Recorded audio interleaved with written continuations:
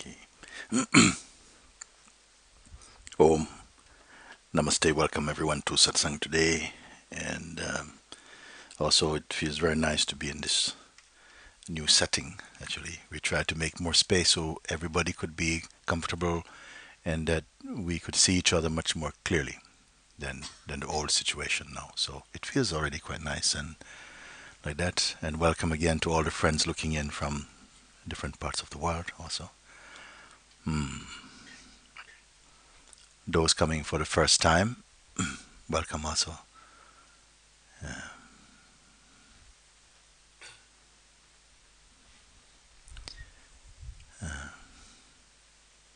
So we are just here, no?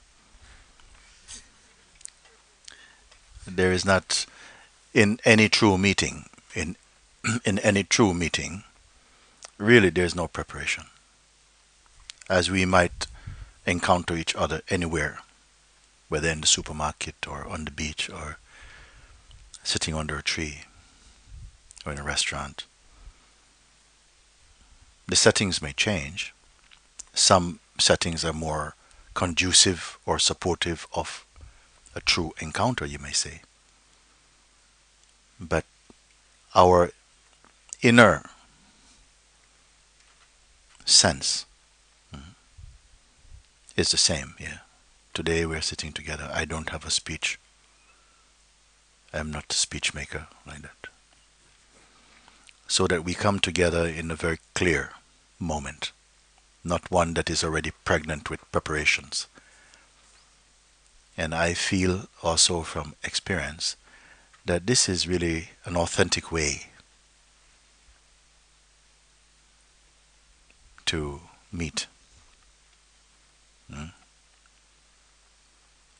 Not carrying some old thing from the past to see where I can insert something, but to see what arises now. And you may say, actually, it's a kind of trust also. And not only blind trust, but that in meeting like this, you can meet in a fresh way, completely spontaneous and beautiful. So we're in this moment together like that. Let's see what comes out.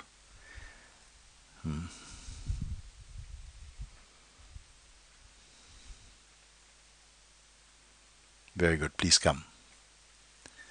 I say like this because I do not want the pressure of having to entertain anybody.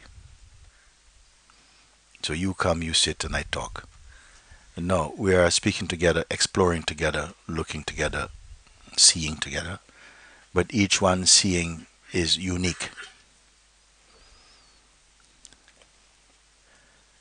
Hello, Mooji. Hello there. Oh, it's been a long way to this chair. For the last year, I've been sipping my sleeping bag, I can say, and especially the last 14 days being here, working down in the house and not being here has been very difficult. But also, you said the other day something about friction, a healthy friction. Friction. Okay. Friction, yeah. Yes. And I don't have a question for you. I just want to tell you that if I really follow your pointings and do what you talk about, I find the answers, or it dissolves sort of. And if you follow my pointings inwardly, yeah, then it dissolves all your what? Questions. All your questions dissolve. And if I'm serious in my inquiry, then there's no question. Yes. It disappears. It dissolves. We can look at that also. That what would you prefer? That your questions are answered or that they get dissolved?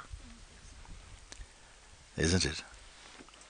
If the questions seem very, very important, what would you prefer? That they get answered or that somehow they just vanish? Is it authentic that the questions just disappeared? You're not able to find them? Also, sometimes I encourage people, you know, why don't you write your questions down? Because you may forget. Because satsang is very often a forgetting place. And maybe you find, oh, I have this question and I can't find it. No. So you can go to your pocket and say, I got it. Then sometimes you get the question on the paper and you can't ask it.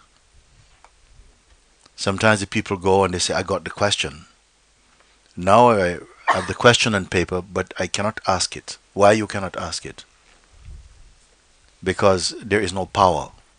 There is no more, there's no belief in the question now. You have somehow found yourself in a state where there's no power to ask this question. There's no interest in the question. Is this a good thing? Or is it that for the moment you're under some kind of spell? And as soon as you leave this place, the question will go, hey, I'm still here, like that. What has been your experience, you see? You say that in following the pointing, not teaching, I'm not so much emphasizing teaching. Also, I'm not entirely trusting learning. We are expert learners. But if learning replaces direct experience, I don't feel there's so much in it. If it is only informational knowledge, I don't see the point. I don't see anything so great about that. You're like a biological computer. Okay, is that it? But you say that your questions, they get dissolved when you follow the pointings. What replaces them? A direct experience. And that's what it seems as if questions is postponing a direct experience. And that's been very important for me. And what is the direct experience? Especially for those who have not heard such type of statements. The questions are vanish, or they have been somehow eclipsing or blocking direct experience. What is this direct experience, you see? It has been, or it is, I don't know what to call it other than nothingness. And I've been, first I was disappointed with, nothing.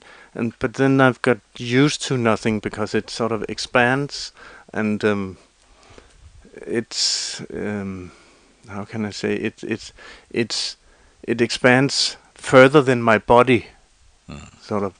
And when looking and experiencing that nothingness or beingness, it's much bigger than me or my old me or the person me. Yes.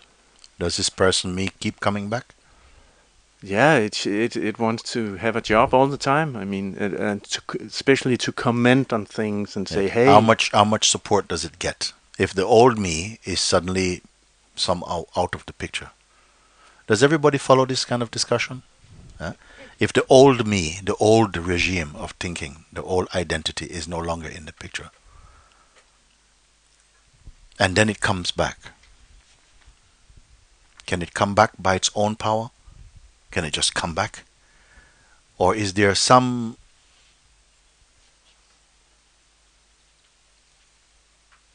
invitation or some involvement that supplies life to it?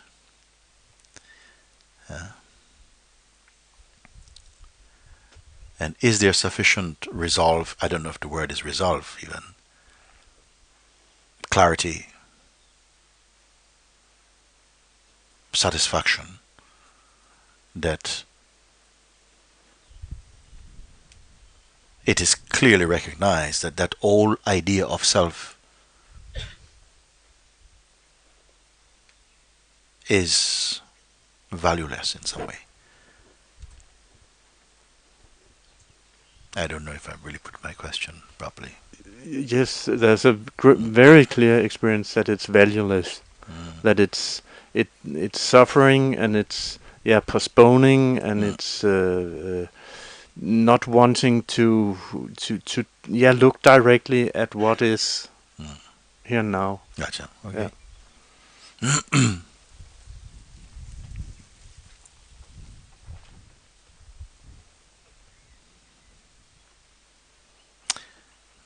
Can I put it like this? That many people, we speak about our mind and the troubles and what's happening in life and the difficulties and why you're struggling and how the mind is so strong and so on. Could I possibly suggest that it could be also that it is just a part of our culture to think that we have problem. It's part of our culture, part of our conditioning, because we grew up hearing people around you. Everybody has a problem. Hmm? Everyone struggles. Everyone has a life that happens like this, and and talks about life, and talks about the past, and talks about the future. And so you also pick it up. We each pick it up. We learn. We learn the language of suffering. We learn it, but it's not really your experience. Maybe it's not really your experience. But in order to fit in, you have to be a sufferer like everybody else. And then we are even afraid to not be included in the group of sufferers also, because maybe they might discharge me, and like, if I'm too free, I will not fit in. Could we consider this even? You see, because everybody speaks the same, not just the same language vocally, but the same kind of thing, isn't it? Oh yeah, this is what is going on in my life at the moment. When the truth is, nothing is going on. Nothing is going on. Nothing is going on. Nothing has ever been going on. But you can't say that. No, because you're expected to have something going on. And the more you got going on, the more important you are. Could it possibly be that we have just practiced suffering? We've just practiced being problematic, and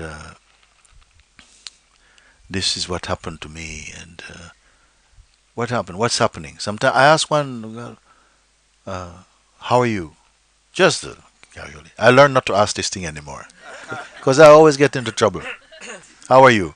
Oh, my grandmother, she passed away, and then my cat was very sick, and I don't know, I just couldn't resist. Every time I look at her, she's not well, and my neighbor keeps giving trouble and things. I say, really? When is this? Oh, about 6 months ago. 6 months ago. I mean, how are you now? I'm asking. Oh, now, oh, everything is okay now. Now everything is okay. What's wrong with everything being okay? But still, we have to refer to something because it gives you a context, a reference. You have to have a story. It's almost everybody has to have a story, isn't it? Otherwise, your life has no real validity. You have to have a story. What if you go to someone, how are you? Same. What's your story? I don't have any story. You don't have any story? No, I don't have any story. I don't have any history. What? You don't register, you can't count. Because to enter this game, the password is I have a problem. Enter. You're in. Welcome to the world of suffering. Maybe it's something like this.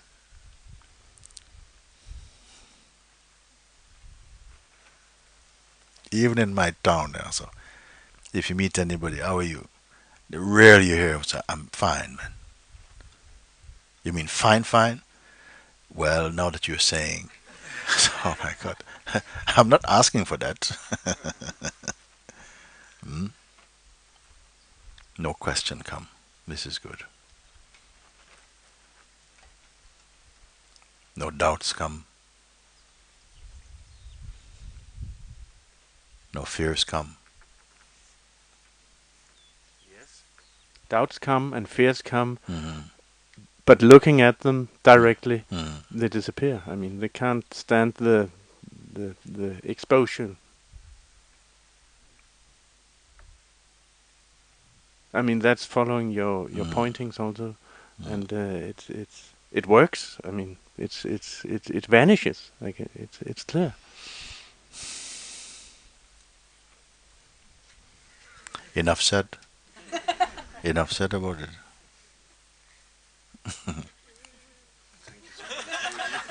Huh? Okay. Very good.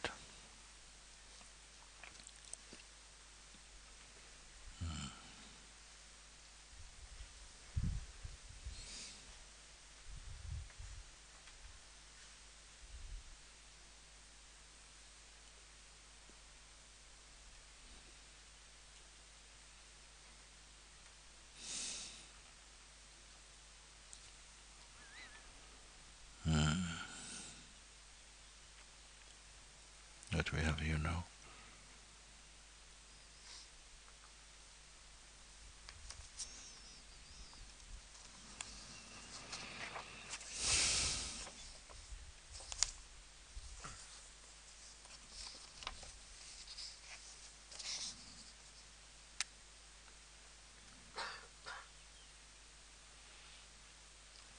It is not my first choice to be reading letters. I give you a little time to defrost. Okay, come.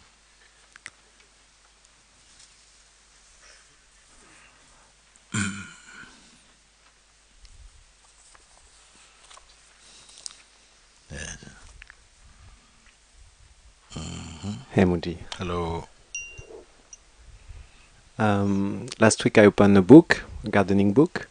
I stick on the first page. There was a quote from Vietnamese monk. It's From Vietnamese monk. yeah, I think it's famous. Maybe not actually Trinh An. This Okay, guy. him.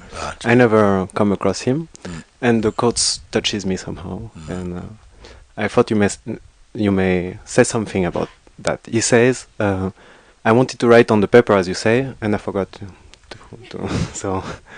I don't know exactly what was the quote, but he said. Oh, I thought that was a Yeah. saying from him. No, it's a saying. It's saying from him. Okay, Yeah. okay. Yeah. Because that's also quite nice, actually. I want to write on paper, but I didn't. Okay, boom.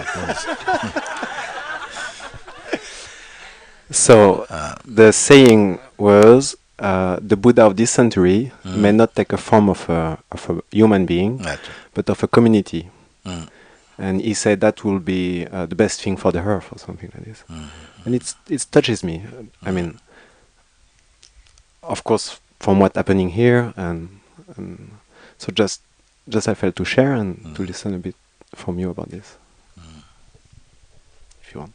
Well, why not? Because if the Buddha himself sat in pretty much in the same way as we are sitting here today, actually, why not? For thousands and thousands of years, human beings have gathered together like this on the trees, by the sea, in tiny little compartments, in basements, in attics, in sometime places that it was banned to meet and talk about these things.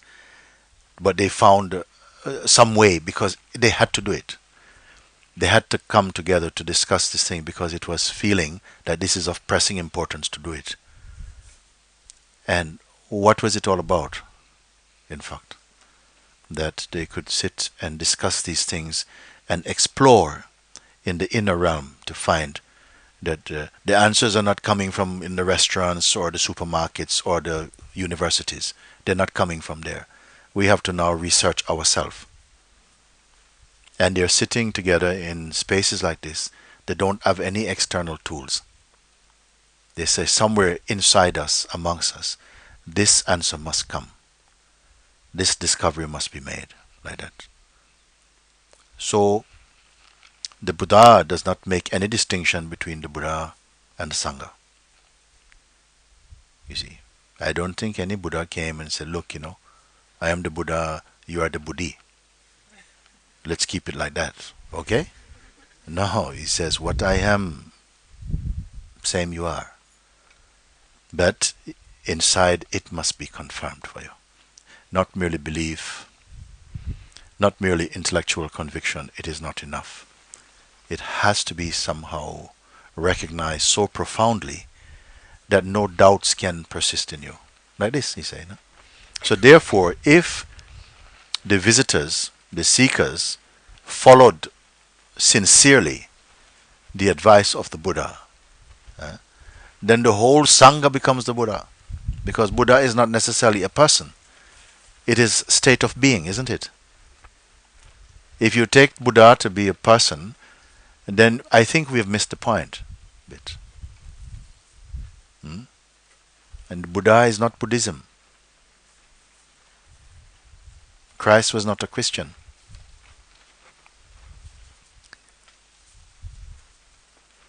Something fresher than religion.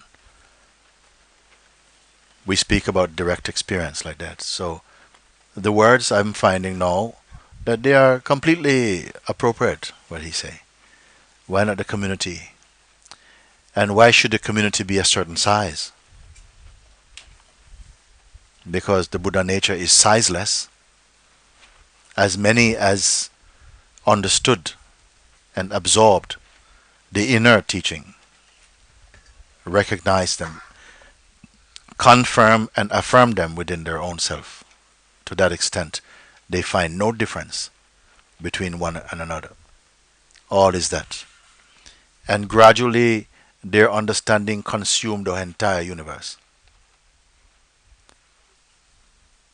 It did not leave anything out. It included everything. So this is the Sangha. The Sangha of understanding, not of people. Sangha of understanding, isn't it? This is how I am feeling it. That statement then. Each one is Buddha. Each one is Buddha nature. Manifesting in unique ways.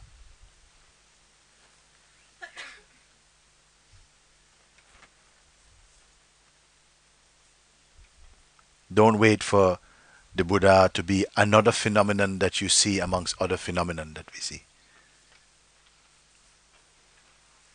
There is a saying, I heard it said, you must become the change you wish to see in the world.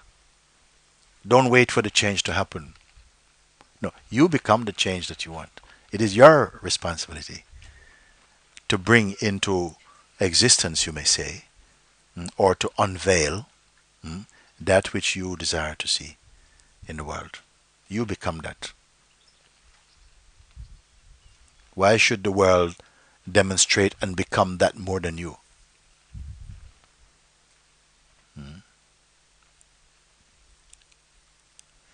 What is any scripture if it's only left in a frame on the wall? If you have not imbibed it, if there is no one to follow, to contemplate it, then of what value is it? Then it could just be like toilet paper. If you don't take it inside your heart and make use of it. So perhaps like this he meant. I don't mind what he meant. I know what I've understood. Because he may mean something else. But this is what it means for me.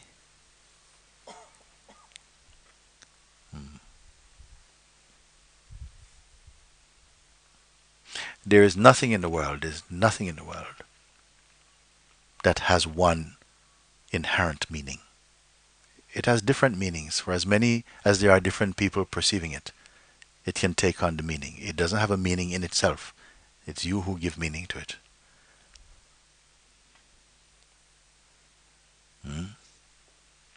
So we are still warming up. Where can we get to? Want to go right into this fire, I want to see.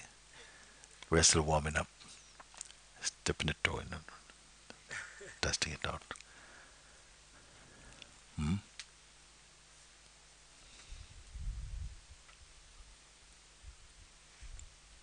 A real question should be risky, isn't it? If a question is not risky, it is not your top question. It's your B question, your C question. You see?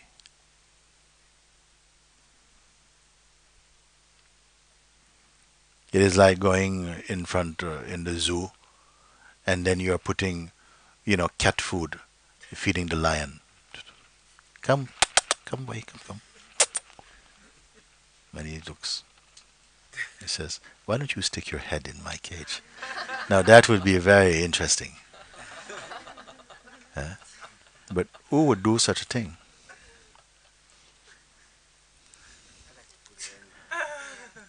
I put the head in the cage. Very Yeah. good. I don't know what question can bring that. Mm. I think if you put your head in the cage, I don't think you'll have any question. Maybe that's why I don't have question. Mm. Even though it felt right for me to bring this because I'm very touched for because I think there is your pointing, which is the master pointing, and there is a practical way of living in community here, which is very. And I always felt like there is a teaching in the way you are because you are a very practical one. And I remember first time I came in London to see all the boxes with what is written on it, and the sense of the people coming and being together, and how to accommodate 50 people in 20 square meters or something. Yes, yes. And It's I'm a very practicality that grows out of necessity. It's not an obsessive practicality. It's like a practicality that emerges out of necessity, out of some urgency. It was not always like that, actually. I was a little bit of a rebel. I would not feel that I was a rebel, but I can't just forget about, don't worry about it, this type of thing. But then the life changed like that. And I thought at one time I was fiercely resistant of organization and any kind of structure. I imagined that it made me feel trapped. Like I have to be sitting at 7 o'clock. Maybe I don't want to be sitting at 7 o'clock. Maybe I don't want to be sitting there at all. I don't know. And so something creates a kind of a concept of spontaneity. I now have some people I know, they have a strong concept of spontaneity. I shouldn't have to do that or that because it's not spontaneous. You see? They are so obsessed about spontaneity, they're not spontaneous at all, actually. They are only obsessed with the concept of spontaneity. You see? And also myself was feeling, no, I don't want to be. I just imagined that if I had to be accountable, if I had to be accountable, and I don't, my life's not flowing like that. But then necessity changed all of that. When you have a place, my apartment in London, where people could sit, is a quarter of the size of this, and sometimes we have 40 people in there. They are virtually sitting on each other's laps. And if you have 40 people using your little tiny bathroom, you're going to have to start making some rules. And something was afraid, oh, I have to tell them not to do that. Afraid to confront or to say something directly. That became a sadhana also. Then you had to, because then it would continue. Then 40 people want to eat, nobody want to wash up. So we had to, necessity said something had to be done. And that is the best sort of discipline, actually, when it arises out of need. And then I found that there was really a need for organization and structure. And found that structure also supports spontaneity. That it is not healthy to have one thing and then resist the other.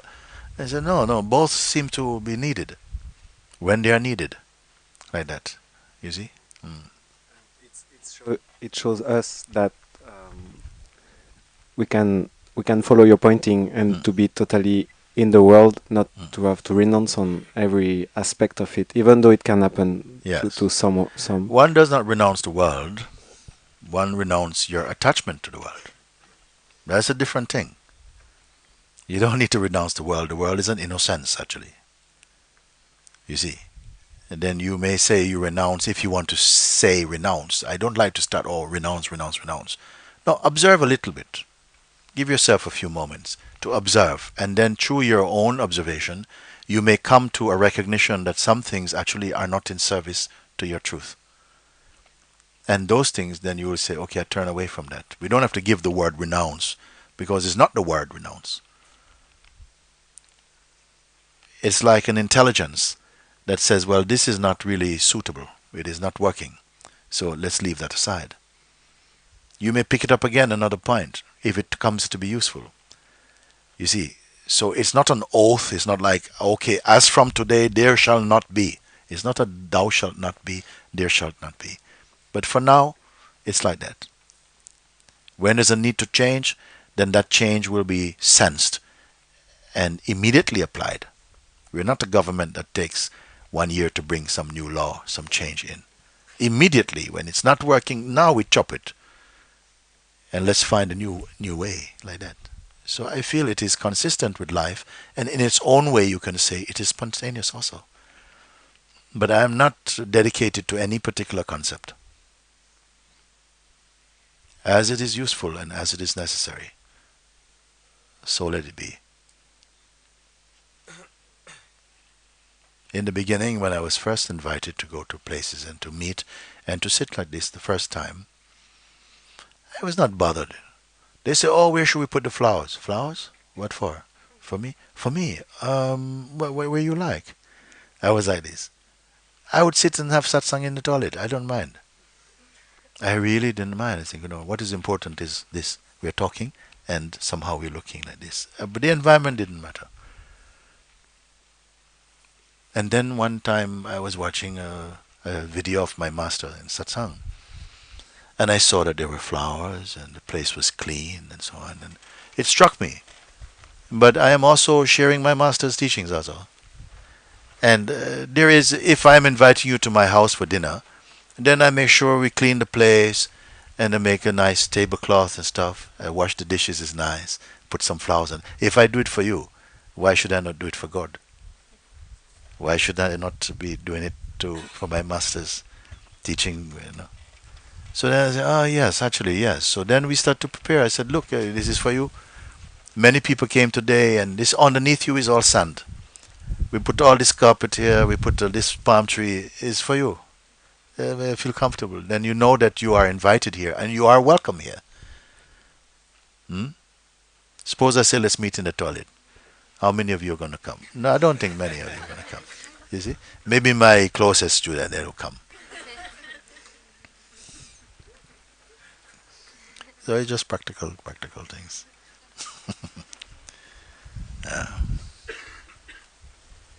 But we don't worship. We're not worshipping discipline. Not worshipping any particular practice. Make use of it, what is practical. And then when it is served its purpose, and then it will also go back to where it came from, that need. And you also are discovering this.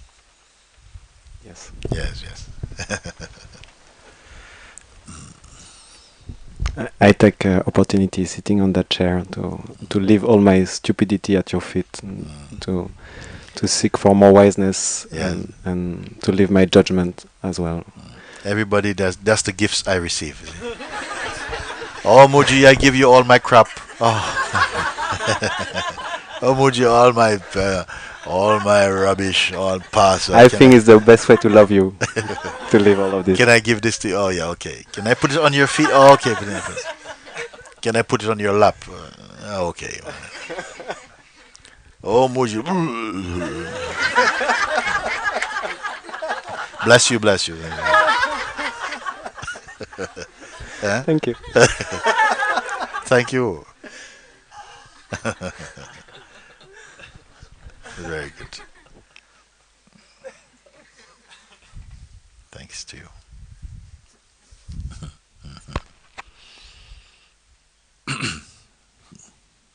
Thank you. Come.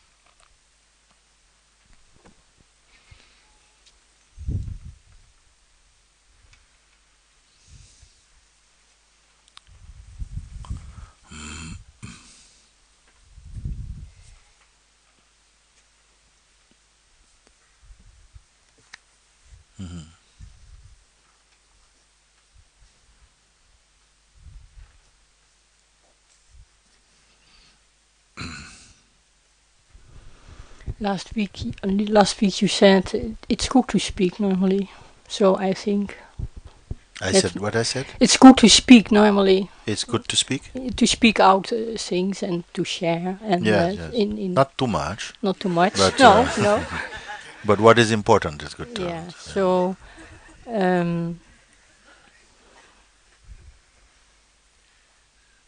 there is a digesting that, how to put in words, that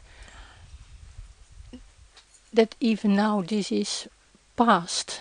The seemingly world is past, and it happened last. The what world is past?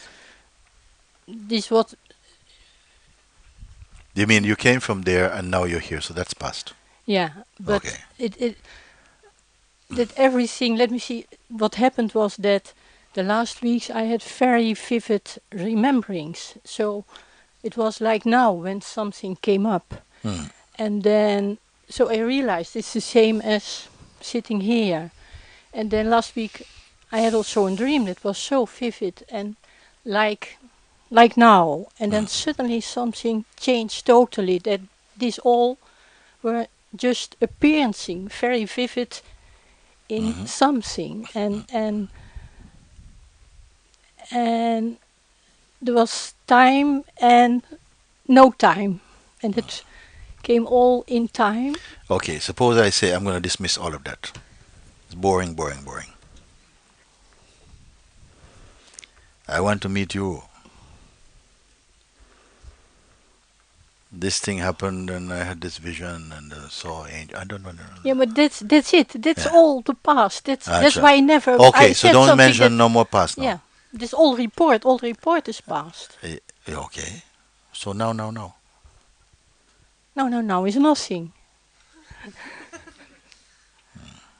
It's like the stars are shining and we see the light, but they're already dead when we see the light. And what happens seems in some way always after something.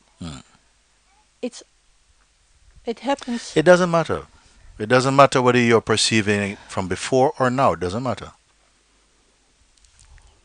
You understand what I'm speaking?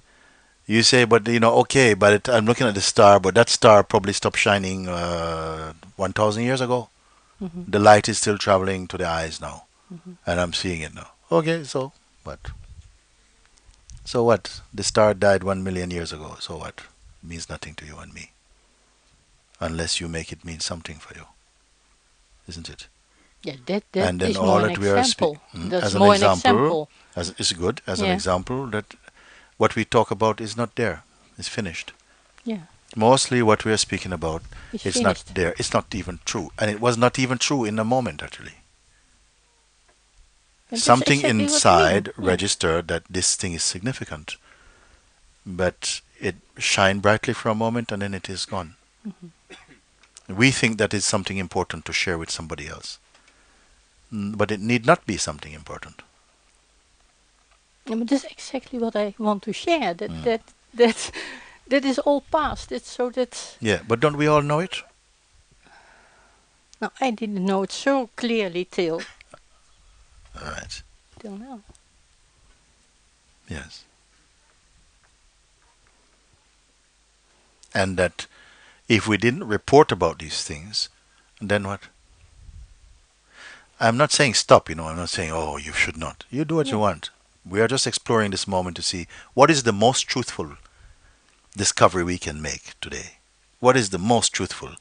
That is not just another interesting conversation, but something that really may inform your existence, that may really bring you into your own freshness, not some stale representation of a memory or something. Is it possible that we can meet? Is it possible that we can meet without that stuff? Suppose it was told, I want to meet you, but I don't want to hear your story. I don't want to know your lineage. I don't want to know about your family. I don't want to know about your experiences from the past. I don't want to know anything about your future. I don't want to know about your anything at all. Then you may say, but why do you want to meet me? I said, well, I think that's probably the best kind of meeting I can have. Perhaps. But how will it take place? Who has that nakedness or that confidence, you may say? I don't know what it takes. Who has ever met even your husband or your wife like that? Or your children or your parents or any other human being? Have you been met? Have you ever allowed or considered that it is possible for such a meeting? Not with any Tom, Dick, and Harry. I don't mean like that. I don't mean go down into San Martino and ask if you can meet someone. I don't mean like that. But when the occasion arises, in fact, I guess it is spontaneous also. Like this, I feel is a good place, a good space. Nothing is expected of you, so we don't have to act. Nothing is expected, so we don't have to defend and we don't have to protect. But still, you may feel unconsciously, I'm still protecting actually, because I don't know what the next moment is, as if you ever did. And I'm not asking for the next moment.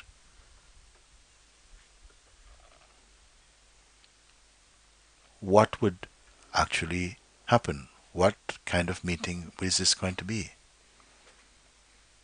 Because we feel and we have been cultured to believe that you must come with a perspective, you must come with a story, you must come with a background, you must come with some attraction, you must at least be interesting.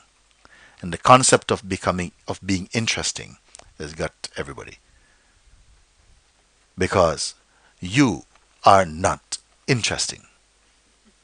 That is not what your life is. Why should you have to be? Do you know how much pressure there is to be interesting? And you cannot guarantee, even when you've done everything to be interesting, that anybody's going to be interested. Uh, so relax. And maybe you allow yourself to face all that is behind the scenes and what we present to the world. The portrait of ourselves that we present to the world to say, look, here I am. But really you're behind, watching who is looking like this. Still, we are just warming up. We are still just warming up. Have we ever been sitting just as we are, not behind the shield, not behind the wall of our self-image, but nakedly? Is it a risk? Who wants to attack you? But I am not even inviting that.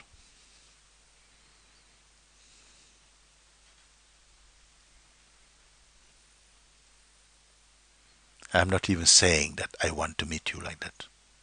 I don't want anything. But if you're like that, somehow something will be pulled together somehow.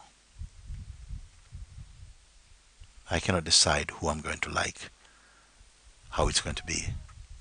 Mm.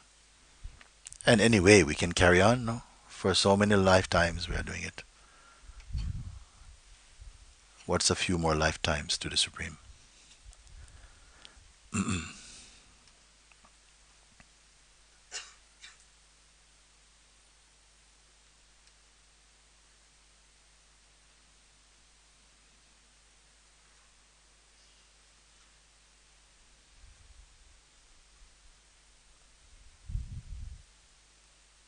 Perhaps we've been living a life of hiding.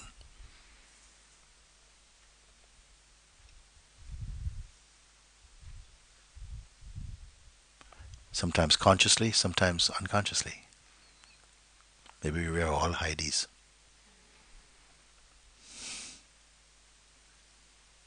And why? Because sometimes it feels, yes, you have to hide a little bit actually. Because you cannot be, in some way, there's a sense and a sensibility in not just being naked to everyone.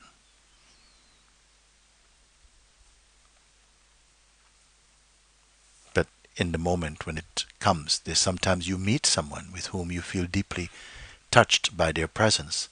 You feel immediately an unprepared intimacy with them, and still you're hiding even.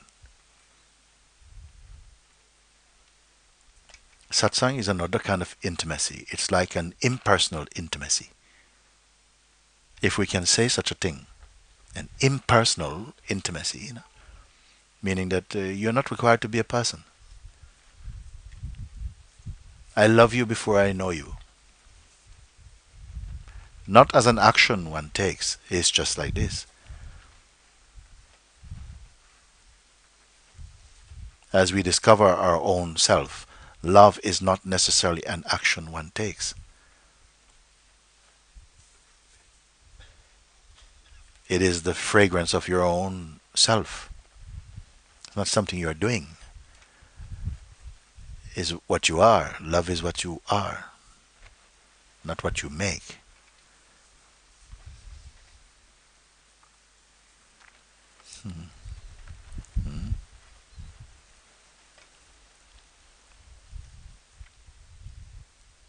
Very good. Thank you.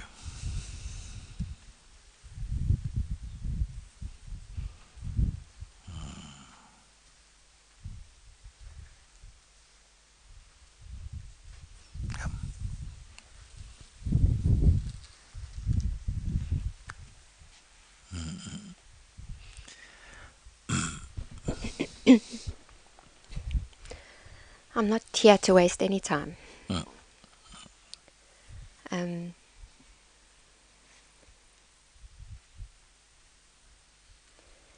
Just to sit before you naked.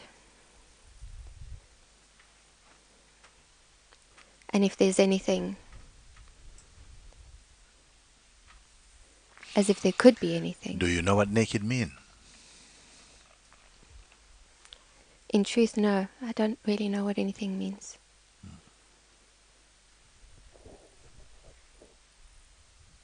Then you better start stripping. And naked would mean basically you're not holding on to any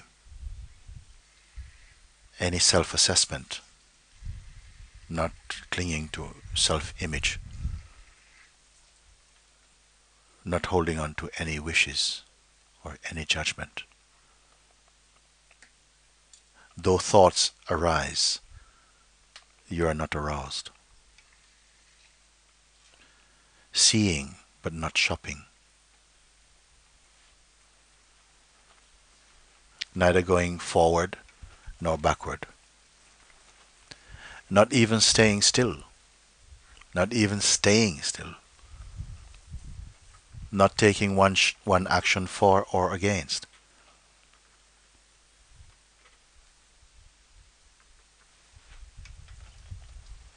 Neither doing nor not doing. Empty of all concepts. It is not something you have to do for the future, because in the moment that is established in you, it's not a moment unlike now. Why not now? Does it take time to come to this place? What would stand in the way? Or is it not the appropriate time? Your mind will tell you something like this. I can't do this in front of other people, especially strangers. Oh, I'm a beginner.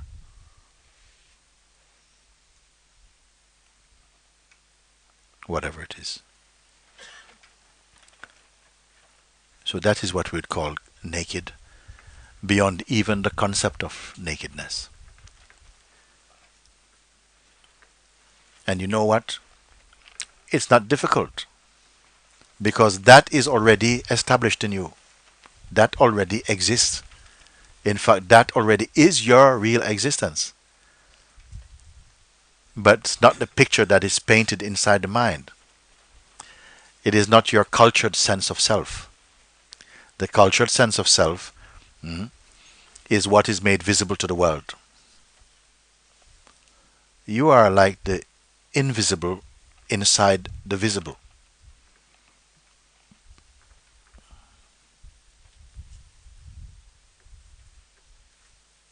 It's like you can see everything, but no one can see you. Who are you?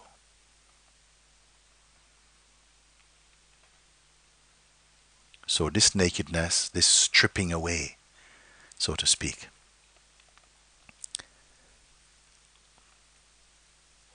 what your eyes go to and wants to pick up by habit, then also that is seen and that is just turned away from. You don't have to kill it, just you withdraw your invested energy from this and put it only upon the sense of being. And you'll find that somehow the concept of nakedness or being costumed is meaningless for you. That is what nakedness means. But you will not know what it means. By the time you're naked enough, you will not know what naked means.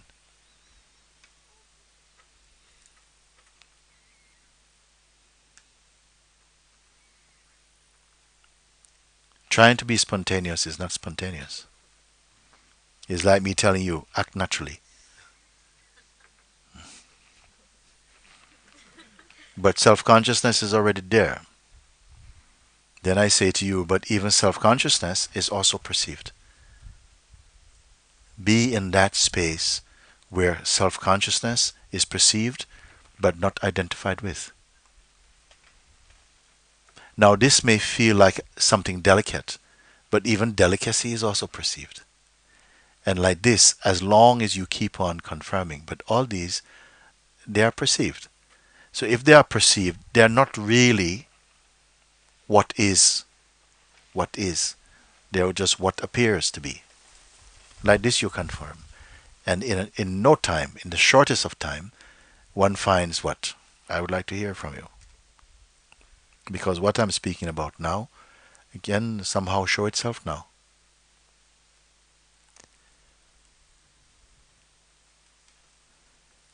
And then there's no need to be naked, and there's no need to be clothed. There's no need to be anything. Simply you are.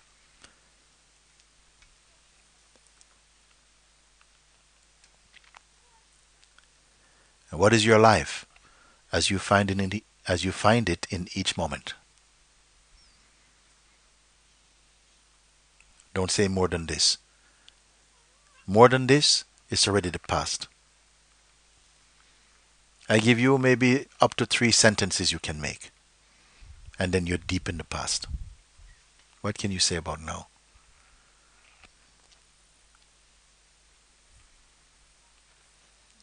You see?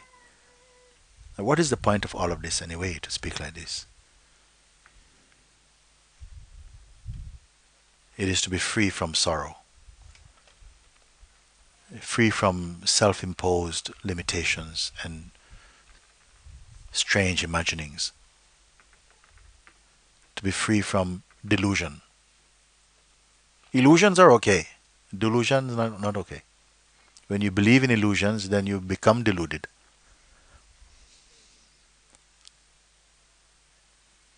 Then one finds oneself as a sort of emptiness.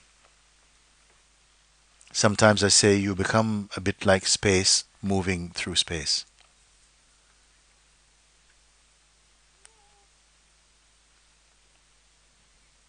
What is sadhana?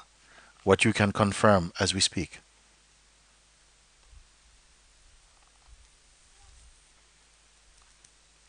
Tomorrow is not a better day to be empty.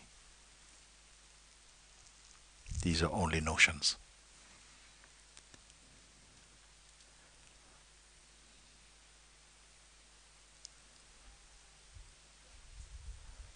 In fact, don't be obsessed about being full or being empty.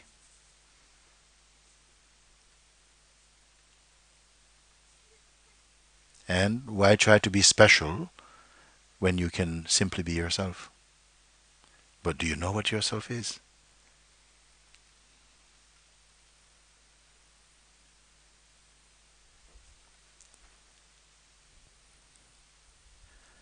So what is to be done?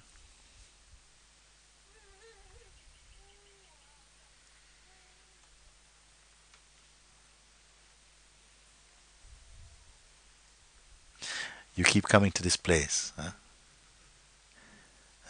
landing in yourself and whew,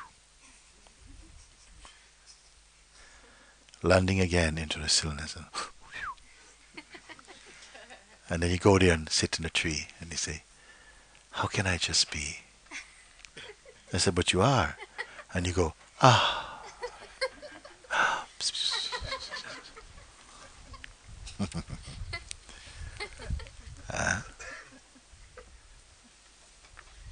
I met one woman in London, it was like that.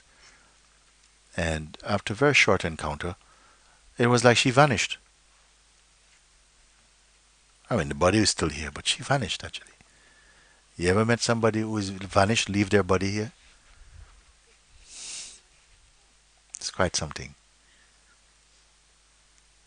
Still move around, still eat, still talk, send your emails, but empty somehow, in the most beautiful way. It's greater than what you imagine. It's greater than you can imagine. You see, like that. It was so beautiful that some miracles were happening around her actually. And nothing intended, just being on the bus and things happening around her. But she had this very powerful dormant desire. And the desire was, she had a fear of being alone. This is from the old regime, from the past. And this is what often happens, is that when you come to a magnificent moment in your life, where I say sometimes, you're on the edge of your existence.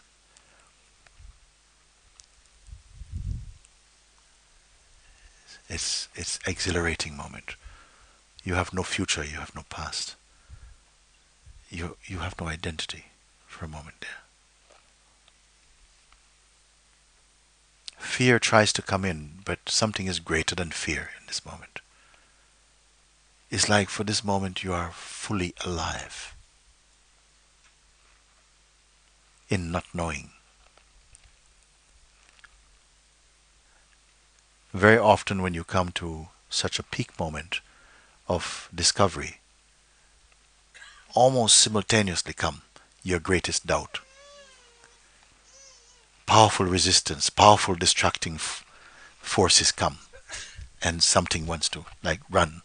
What is that? Maybe it's all our little investments come together. The investments we have in identity, in future, in this life or something. They all come together, like a whole family of them, to try and sabotage your freedom. It seemed like this. These are my words, I put like that. So, in this powerful state, where she was moving, as I say, like space moving in space, suddenly comes emerging from some place. No? This need to be with somebody. A need to be with somebody.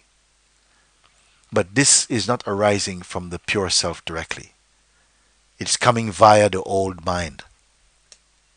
An old tendency now springs up. The need to be with someone. And now it's more powerful than ever. And it's so powerful that it starts to present princes on white horses. They will come out of the clouds, out of the bush, out of the toilet, anywhere they are coming. And immediately, like this. But it turns out each time she goes to kiss, it turned out to be frogs, not princes. And there's a powerful clue there. This is not it. But a powerful need, an old desire. Could it be avoided? Not at all. It has to be gone through somehow. You see? But after the first time and the second time and the third time, you must begin to wonder something inside. The consciousness must begin to reflect. But this is uncannily repetitive. Hmm? Then what used to happen, she would call and say, Mooji, I need to see you. What, at 2 o'clock in the morning? Yes, yes, it's too much. Why, what is too much? Just I just can't make it work. Can't make what work? The relationship. 2 o'clock in the morning you come about relationship? Yes, because I'm so distraught, so distraught. Please. And then we go through this inquiry again together, and then and again. What is the problem? What problem? No problem. No problem. No problem, Mooji. There never ever was a problem. Never ever was a problem. But you were crying when you came here. I've got lots of wet tissues in my front room. No, no, no. I don't know. Just some dream. Nothing. Okay. Thank you so much. Thank you so much. Thank you so much. Thank you so much. Off. 2 weeks later. I'm dying. I'm dying. What's the problem? He's gone. I said, oh, it sounds good, no? No, no. Then I asked one time, why you keep doing this? Because she said to me, you're giving more time to these new people coming than you give to me now. I said, of course, they are more deserving than you. She said, how you can say this thing? I've never lost my faith in your teaching. I said, you want to keep my teaching as teaching. Hmm? Why to give all this attention for them? Because there's something fresh. They may just get it. Hmm? They may just get it. Then she said, actually, something keeps doing this. What is it doing it? I said, because somehow it seems as though you're drawn back to this old way. But then it's almost as though you love the moments of awakening. Like some people in relationship, they're always fighting and then they separate and it becomes unbearable. It's unbearable, and then they come back together again, and it's so this coming together is so great. Being together is boring. Separating is painful. Reunions are fantastic.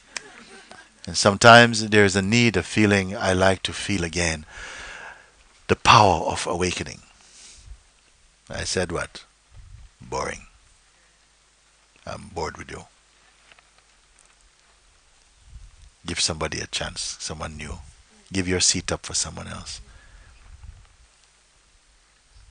You see? Very good. I'm talking about her, not her directly, but indirectly. She comes to this beautiful seeing, and then somehow she's gone, and she's laughing, laughing, laughing, like some heavenly being. She's laughing, laughing, laughing. But I so much love you. Enjoy. I enjoy. Eh? Very good. Mm. Let me try one of these now.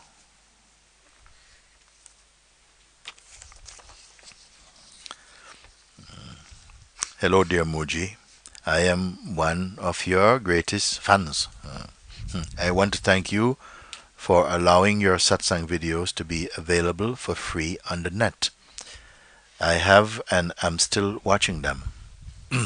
Mooji, I want your help regarding this matter. I am a student at College of Medicine 6th stage, in brackets graduation stage, and now in the period of final examinations, you see. The examinations are causing a lot of suffering for me every day because of the fear of exams and the anticipation of the questions, in bracket continuous thinking and fear. It caused a lot of effort and pain for me. This period will extend for about 1 month. I think my ego is at its maximum level right now. I just need your advice for me to pass this period successfully and peacefully and with as little pain as possible. My best regard, Mortada Al-Maliki, Al-Maliki, Iraq.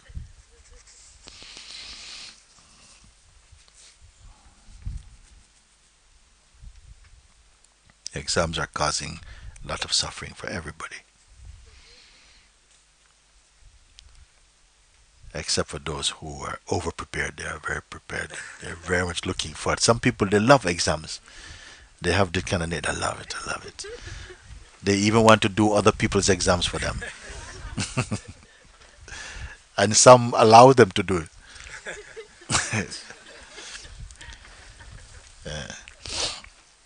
But this one is not one of them. So the examinations are causing a lot of suffering for me, and every day because of the fear of exams, fear of failure, also fear of success, even for some people, and also the anticipation of the questions. It caused a lot of effort and pain for me. So this period is going to go on for 1 month. 1 month. I think my ego is at its maximum level right now. So the ego is looking for some relief. If you say it's my ego is at its maximum level right now. Why ego, you see? Maybe because something sees, actually, I don't want exams. I am not interested in exams, really. Maybe they have to happen, and maybe if this is your attitude, then maybe you wouldn't write this letter. You see?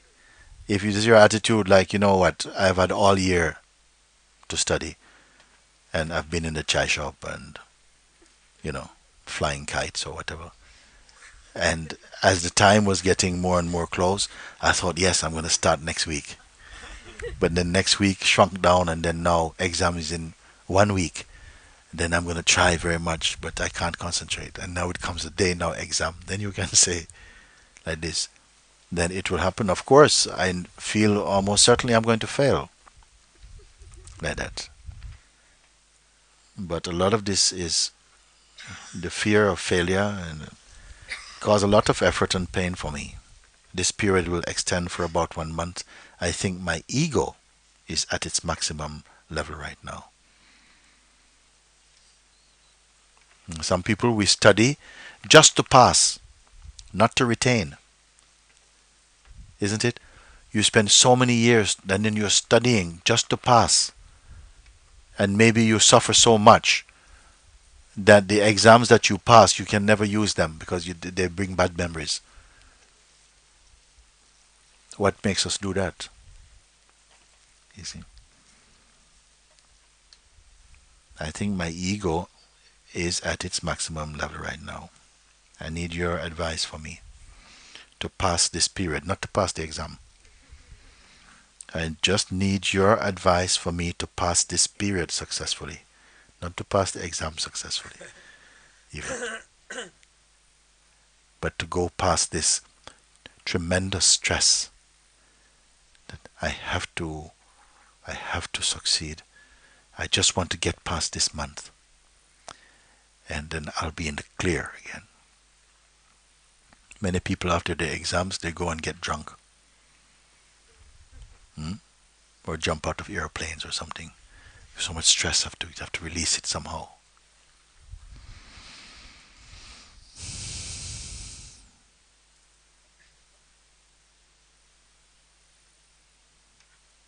And just need your advice for me to pass this period successfully and peacefully and with as little pain as possible.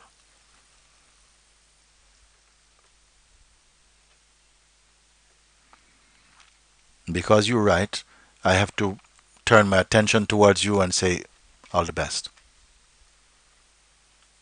That's all I can say for you.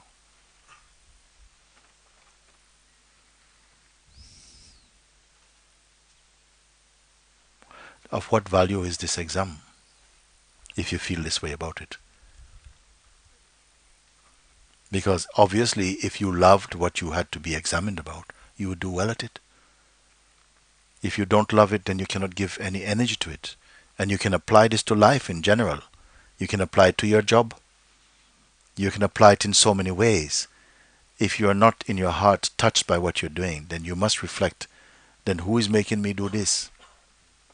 Then you must keep very quiet and keep only the question in view. Then what is causing me to do this? You keep very quiet and some light comes from inside. Don't scratch your head. Just sit very quietly. Allow space for this, for these answers, these questions to come for you. And then you may just come to a place of recognition where you recognize something. I don't want to live like this anymore. Sometimes we have to get exhausted. You run out of moves. And then you are compelled by life or by some inner force to say, I cannot and I will not do this anymore.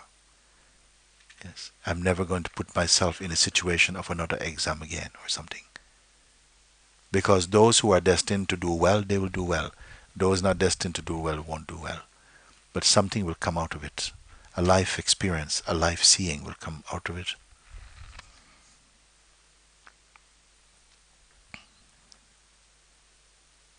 I remember once, many, many years ago, a job was advertised in the newspaper for a muralist, someone who makes large paintings on walls. Okay? Now I've been painting many years, I paint, no? But this had to be a mural combined also with some mosaic. I had little experience with mosaic. But I applied also for this. Something, I apply for this. Because something feels I want to, if you get this, it's already something great. Somebody employ you like this. Even that they employ you already is an achievement. Whether you do the job or not, that's another thing. So then I'm applying for this job. And then they sent a letter, yes, you must come in. We have what they call this thing now? Shortlisted. Now there's 5 people, you're in them. And I became very afraid. Because I didn't want it. I said, I don't want. You see, a 13 meter by 8 meter wall. Oh my God, it's so disgusting, it's so horrible. But something feel courageous enough to apply. Yeah. And then I was praying, don't let me get it. Don't let me get it. I don't even want to go for this short list because they may like you and say, look, actually, it turns out to be a friend of mine's uncle or something. And, oh, it's you. Oh, you're good. Oh, come. Short list to 1. So, thankfully, I didn't go. And I learned my lesson from that experience. Don't ever do that again. Some things become so painful, you just don't do them again.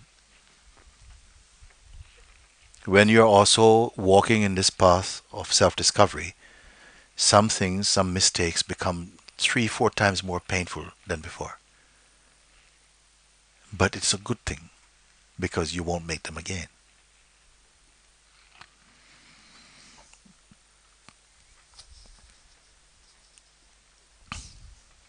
If this was me, I would already say something. I am going to fail. Okay? And then you can relax. Okay? You are not going to pass your exam. Okay? Oh, thank you. What is painful is that you think you just might. So if you say you're not going to pass, maybe you know it. Or maybe you don't want to pass, but you're afraid to admit it. You see?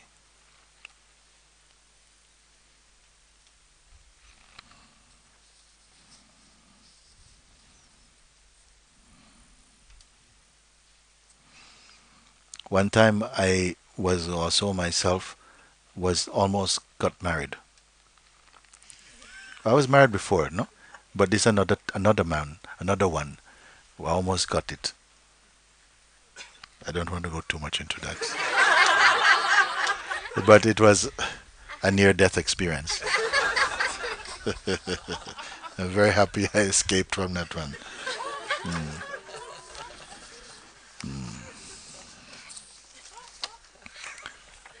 Okay, please come.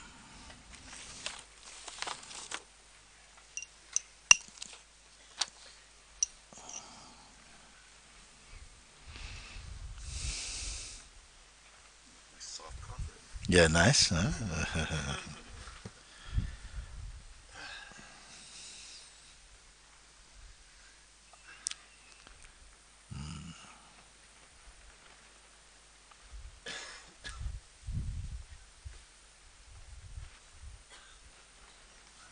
Hey, good.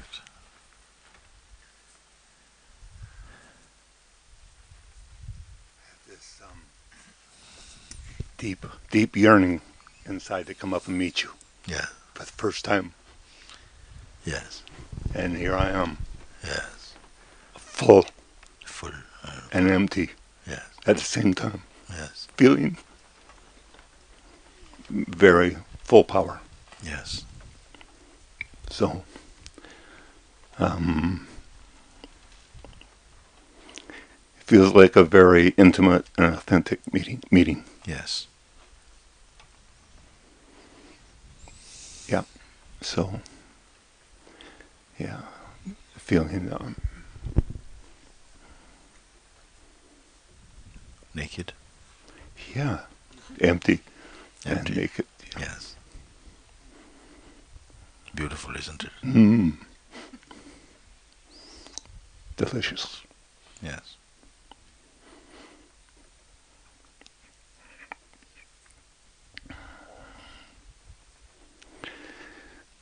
It didn't even feel like I was excited to come up here. There's nothing holding back.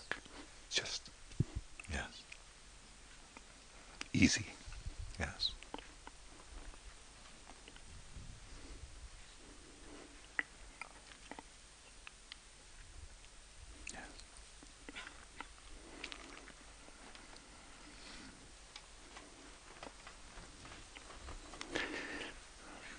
It's wonderful. Hmm. It's wonderful. You don't need words. Yes. It's just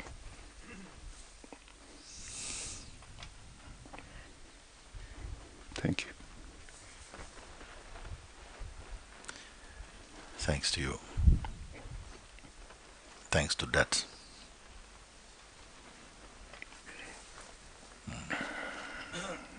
As I said before, sometimes it takes powerful experiences, intense experiences, to to bring us back to ourselves, actually. And do you mind if I say a little bit? I'm fully open. Hmm.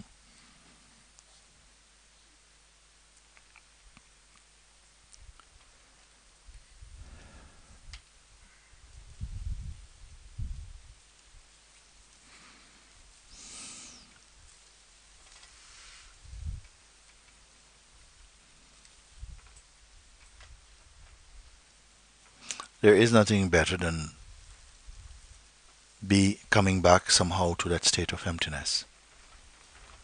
It's almost as though some part of ourselves in our mind, our cultured mind, fights so fiercely uh, to not come back to that emptiness. Why? Why? You see, because in our culture, it's not given any value at all to be empty. To be no one has no value in any culture.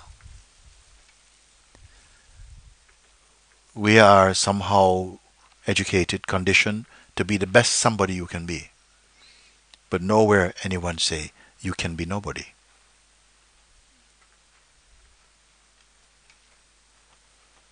Nowhere anyone say. That's only life will teach you that. Only life will give you that. A rare encounter might induce somehow that revelation within your own self. As someone is very rarely, if ever, present is ever just here now. Something is always oscillating between past and future, something. We're always into the next moment, the next thing. As I said, while you're eating breakfast, you're thinking what's for lunch. When you're eating lunch, what is for dinner? It is not something you're doing deliberately. It is like a package deal. It comes in with the state. Just the state of personhood brings a kind of restlessness and anxiety and no satisfaction really is that state. Therefore, it is always trying to move to the next thing. Because this thing, it is not really met. The now it is not met. Only the then and the when it is obsessing. So therefore, nobody's at peace. I saw a video just recently of Papaji. I had not seen this video before, just a few days ago. It was just about the last moments I spent with him. And for a moment he was talking, and someone was asking him about the life, what have you seen? And he burst into tears unexpectedly, because very rarely I see him so much crying like this. And he says, nobody's happy. Nowhere in the world I see anybody who's happy. Many people pursuing pleasure, enjoying this and that, but no one really happy. And it brought a sadness for this moment in him.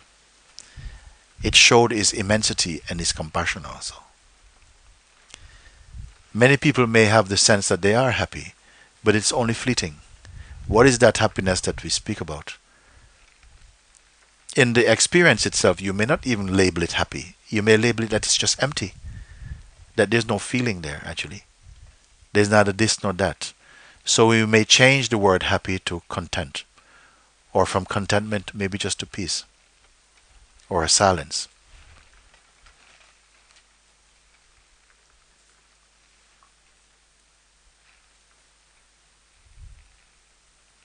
We're not allowed in life generally to just go for that silence or that peace or that joy. You have to go for it through something else, through the job, through the family, through money, through fame, through something, through dreams or through something. You must have a label to your dream or something like that. But today I saw you and I feel a deep peace in you. And I love what I see.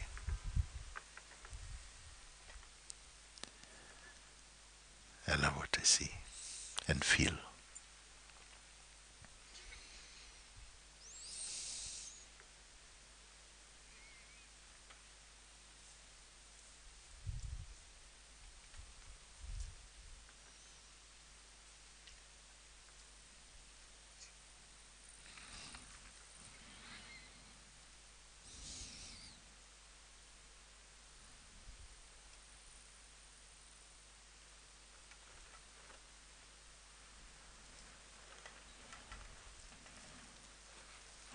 I felt somehow that I want to protect something, but I don't think I need to protect you in any way like that. I want to say something about this because I think it is very much something to share for people. Because you would say someone like Amma here now should have every reason to be sad, because today his daughter left her body. And yet I see you in the most peaceful way, like light and empty. You see? People say, but I mean, surely this is not the time. Some people may think, but how can you are not someone with feeling. This is true feeling. It is not something that is planned. But I feel maybe this is the darshan from your own daughter. Yes.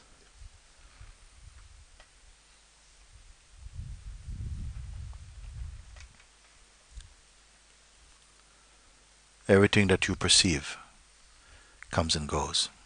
The whole of life is a great passing, a great seeming.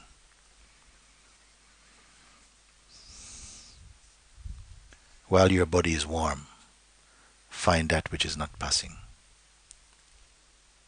This is the invitation here. And where is it? In what direction will you look to find that which is not conquered by time? Because time says, everything that you see belongs to me. I eat everything that you see.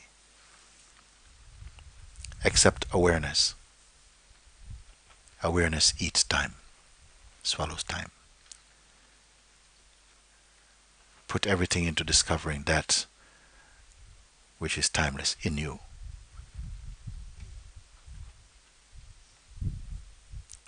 For everything else is a passing. Is that sad? It's just living up to the fact, seeing it. It is obvious, it is common sense. That's not to say we should not enjoy, that this moment in its momentariness has no value. Yes, enjoy. But don't cling. Don't cling. If you can. And the best way of not clinging is to come home to your own self.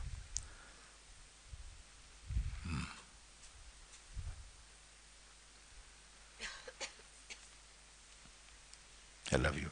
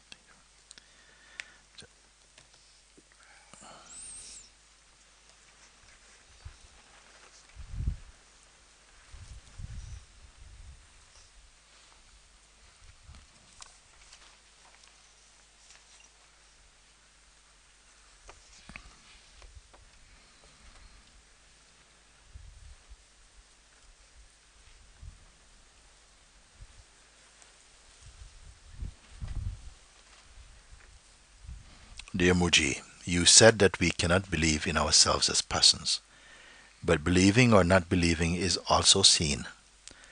How can the ultimate truth depend on an object, believing or not believing, to realize itself? Everything can be perceived except from the truth itself. All the instructions received, all the do's and don'ts are also seen. The instructions are directed to who? Clearly not to the truth, because everything that happens after that, if it's a thought, an action, or anything else, can only be performed by something that is not the ultimate me, because they are all seen. There is nothing to be done.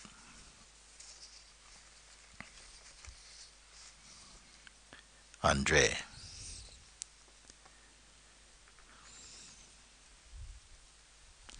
When you have really followed and you have really imbibed what has been written on this paper, then you would not bother writing this thing. You would just be in silence. You would just keep quiet. Don't be clever. You see? You will not carry that odor of cleverness. You don't need to say this. Don't be one of these people who is always commenting on the internet. Just keep quiet. Vanish inside your own self. Be at peace. In fact, it would be good to bind your tongue. Live a tongueless spirituality. Let your silence speak. Go about in life. Forget about knowledge, forget about yourself. Do the world a favor. Then something, if it needs to be said, it will have a new or a deep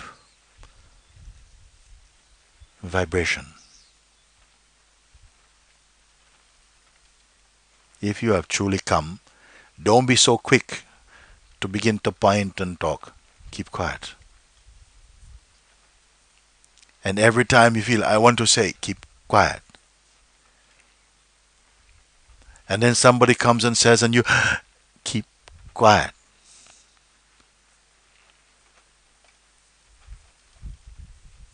And then when you forget about keeping quiet or not quiet, maybe a voice may speak through you.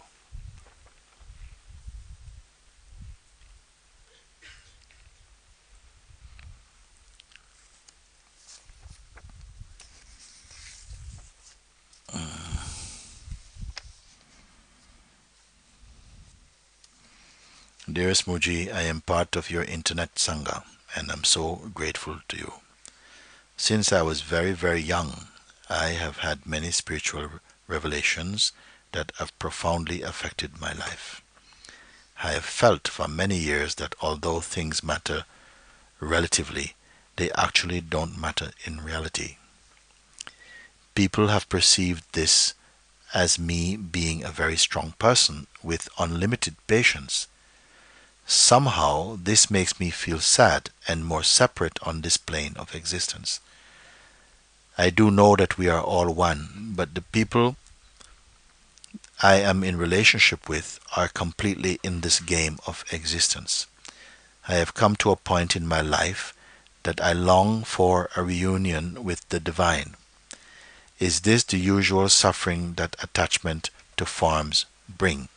So much love to you. Namaste Mooji. Cindy Fox.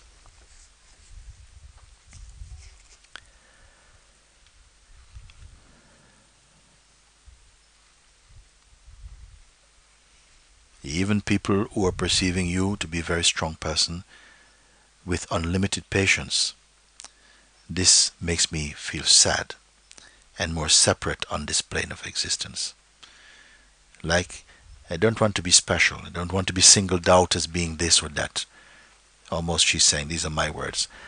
And I do know that we are all one, but the people I am in relationship with are completely in this game of existence. Yes, you have to live with that. Hmm? Not because you have discovered the Buddha nature means all your family are going to become Buddhas. You see?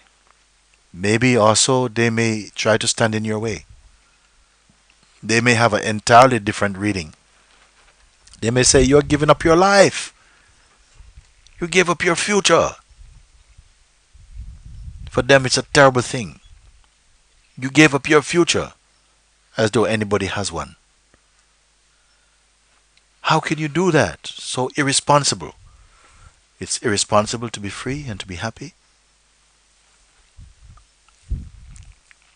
So you have to live also. And it's good that they continue being how they need to be at the moment. And that you stop putting expectations on them. That because now that you have found something, some purity, some light, that they must also find some light. No, no. It may not happen. It is not down to you in that way. So you just continue somehow melting inside the ocean of your own self. You don't have to talk about it. You don't have to demonstrate it. You don't have to make it anybody else's business. This is a beautiful way. And gradually somehow some balance is struck in you. And you see, I can live with them. Maybe some energy pulls you, some urge takes you to another place. Then you will obey that and move. Don't fight it.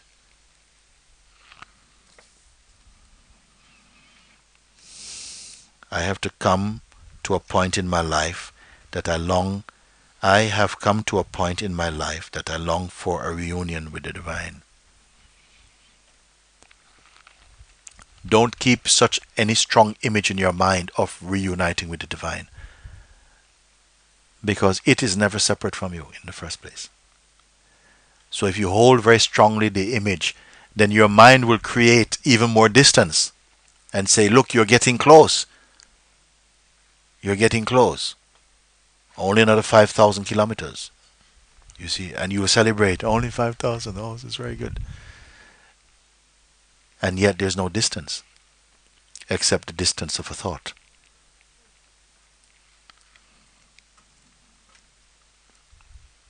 Is this the usual suffering that attachment to forms bring? Yes, attachment, not love. You may have full love, but attachment is a different thing. It it it brings a cloud around love, and the serpent of attachment has bitten everyone. It is very difficult to shake off. It comes with the sense of being a particular person with your own autonomy, and that I am this body. This is the birthplace of attachments and all other things that will pollute the pure. At least it doesn't pollute consciousness. It will only appear to. Nothing can pollute consciousness. You see. Yes. So is this the usual suffering that attachment to form brings? It does. Both joy, also joy is there. Suffering, sometimes joy is there. This duality is always there. This, a bit of this, a bit of that. Two sides of the coin. This, that. Flip, flop, like that. But when you are aware of your true position as the weakness of that duality, then fear will not persist. A deeper understanding will arise in you. And with that understanding, deeper peace, a clarity, you see.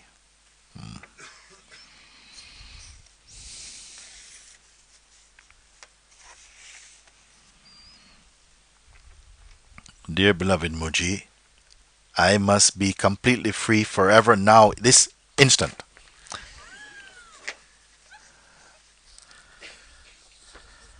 I must be completely free forever now, this instant. This desire is burning in my heart. I will not wait. Maybe I cannot wait. That I will not wait. I cannot wait. I. Who is I? Who is I? I cannot wait. I will not wait. I will. Determination. Mooji, don't let me escape. Hold my head under the water so I may never breathe again. So I may drown completely forever. Of course, this is actually, there's a beautiful thing in this. Who comes like this? Who comes? Usually a little bit, you don't hand everything over, you keep something behind you. Huh? One hand you're giving here everything, but what about this hand? No, nothing like this. What's in this hand? Nothing. So here is one whose heart is like this. I'm totally open. But if this determination is coming from the mind, it will not come to anything particularly. If it arises from the heart, if it simply just arises like this, then that which sends it will arrange for its conclusion. Not everyone who says, Jesus Christ also say, not everyone who says, Lord, Lord, will enter the kingdom of heaven. Only those who do the will of God. So not only to say, yes, yes, I want this and I want it now. I say, I'm not a shopkeeper.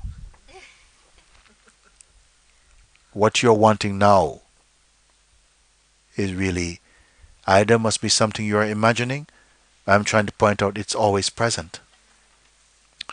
Who is the one wanting? Is this voice credible? Can we just talk about this together now?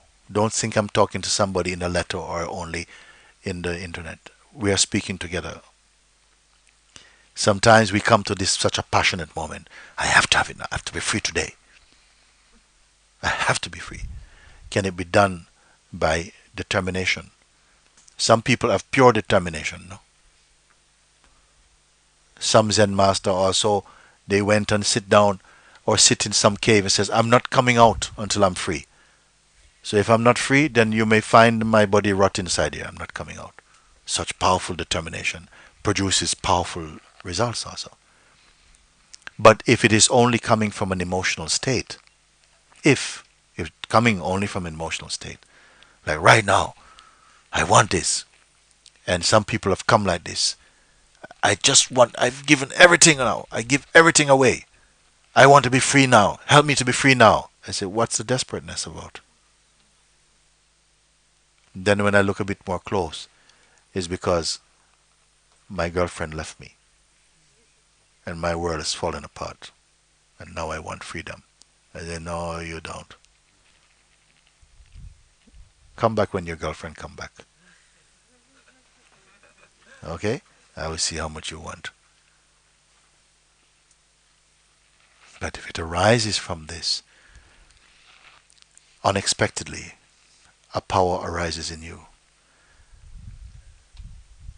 As Rumi says, the one who brought me here will have to take me home. Who has this attitude? Huh?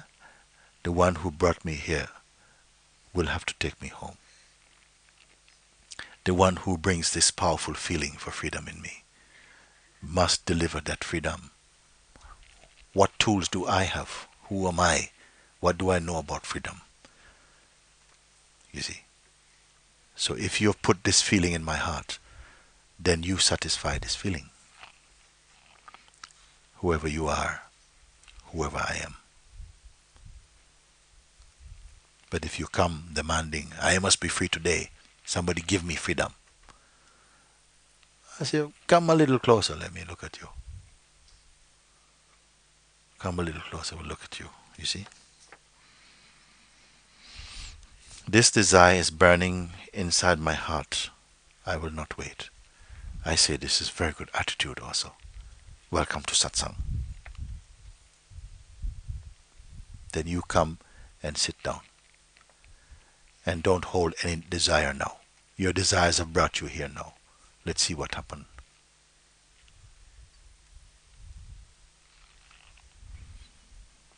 Mooji, don't let me escape. Hold my head under water so I may never breathe again. What is this I who will never breathe again? The ego. This is the request. Hold my head under the water so I may never breathe again. Not through egoic lungs. I don't want. One man came to me before and he also said this thing, a very powerful request. He asked, can I see you one-to-one? I was just finishing this type of meeting. But I said, yes, okay. And I said, why you want to see me one-to-one? He said, the doctors have told me I am terminally ill. And I've come to see you because I want to die before I die. You understand this thing? I want to die before I die. I want to die to my ignorance. I want to die to arrogance. I want to die to delusion. I want to die to ego. I want to let this body go free. I want to be free. So I sense this urgency here. Then if this urgency is there, it will be fulfilled. It has to be fulfilled. If it doesn't just come from fantasy, from imagination, from a broken relationship or something, even those can help also. Some have discovered their true nature because of something in the background, something is so painful, it provided the impetus, the motivation to go completely now. Maybe the first time you tried, you was half-hearted. The second time you tried, you was three-quarter hearted. Now you're full-hearted now. Nothing will deter me now. This is it. Very beautiful.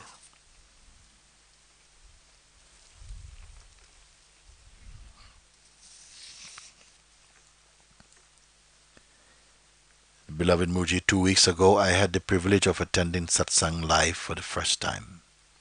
Many people around the world watch you and wish for this privilege. For this reason I feel blessed and grateful. But during Satsang I felt shy, vulnerable and scared. My everything exposed. And now I'm afraid to return. but at the same time there is something pulling like a magnet to be there and also to be. See you soon, maybe? Question mark. Om Shanti, Sylvia. Sometimes the most powerful attraction is to there produce powerful fears, isn't it? Why? Why? Something feels threatened, you see. The old regime, the whole regime of thinking, the old identity, the conditioning, the investments that we have put towards what is unreal, they are sort of amount to a kind of distraction. I think I comment like this on one of the letters I've read before. And now you must discern, which way will I go? Will I stay with the old way, sheltering? Or will you go with what is clearly a very powerful experience for you? You came to Satsang, you say you are very happy for this privilege, you feel blessed and grateful, continue. But during Satsang, I felt shy, vulnerable and scared. Who felt shy? Ego. Who feels vulnerable? Ego again. Scared, ego. Why? The old mind, something is there. Yes. And even this ego doesn't exist actually. It's made up. Has anybody ever produced an ego? Can you see it? Has it got a weight and a size or something? Is it like a miniature version of you? What is ego? Has anybody ever caught ego? It is an idea and a self-image that is cherished inside the mind. A way we learned to be, this thing. My everything exposed. Yeah, this is good. And now I'm afraid to return, but at the same time there's something pulling like a magnet to be there and also to be. And each person come to the point where freedoms become a reality. It becomes like I can smell it, it's here. Immediately a battle develops inside you. Yeah. Something wants to be free, something wants to stay. Fear comes.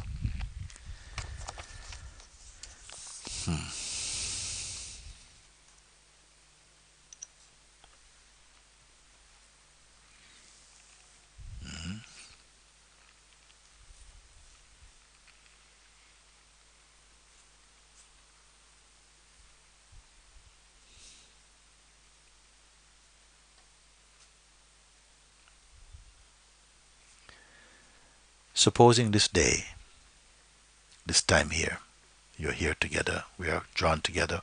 Why this particular number of people to this particular place on this particular day? It could not have been somebody else. It has to be you.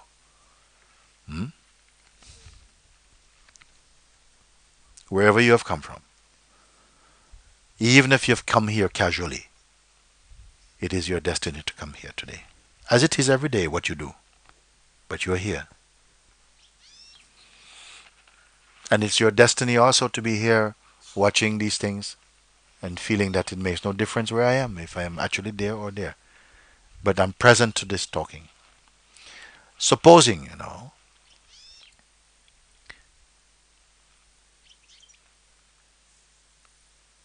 there was no next. Supposing there was no next experience.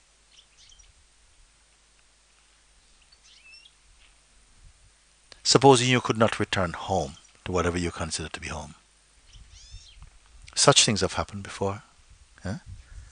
You're just here. Supposing this is the only day, the last day you have left in this body on this earth, right now.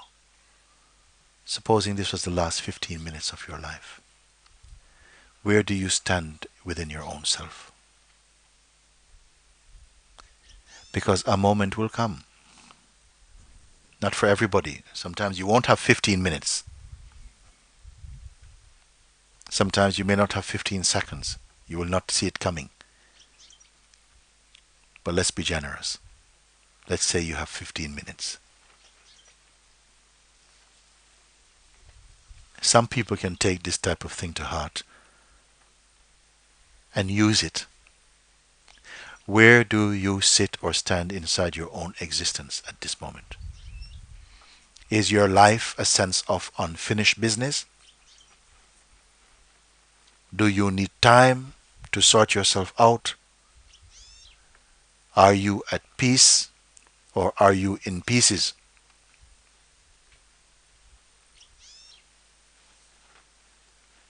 Will it be a terrible moment for you because you're separated from your cherished ones? How are you as you are in this moment? Who are you? Who do you need to be?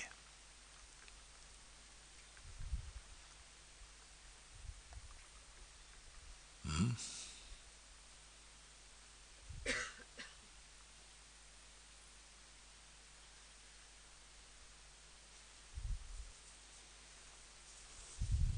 Is there time? There's not time. There's no time left. There's no time to catch a train, to call a taxi. Telephone call, maybe. But we have no phones. How are you? Hmm? Is it a terrible thing? Or is it a door into your own being?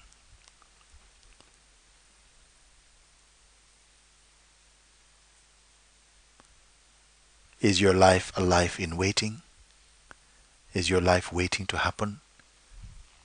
Hmm? Are you living life? Or are you life?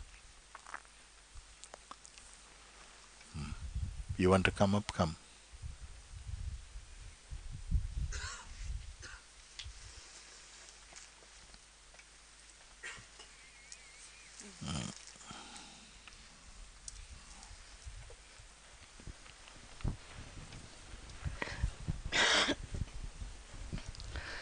On the way back to here, like every Sunday, I thought about that. I thought about what would happen if I die there. It would be the greatest thing to die here with you. I thought, yeah, it's okay. That would be okay. That would be really great. Since I had that heart attack, sometimes I have to think about, because sometimes it's different. It's Yes. talking with me somehow. Yes. And sometimes it makes things. And I think, oh. So it was like that. And when I got out of the car, very happy to be here again, a friend of mine called, and she said she had a very terrible thing with her son. Her son threw her out of the house, what she built it with her ex-husband, or with her husband. He died. And now the family that was belonging to her husband gave the house to the children. And she's only living in that house now of the children. And yesterday her son threw her out of the house. And I don't know what to say to her. She's my friend and client, and we speak about all, and she always liked to hear what I say to it. And I don't know how to. Uh-huh. What would you? Yes, in also when you look at it, that you could die from now to yes. So I think this is not a good thing. So this would stay between them. Hmm. What would you tell her? I don't know.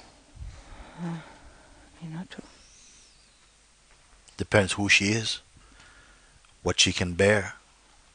Some people cannot bear much. What you will tell them will depend on how much they can cope with.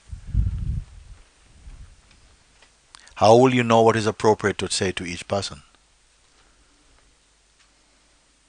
Even a stranger, how would you know what is appropriate? You cannot know just from experience. It has to be that you have to be empty,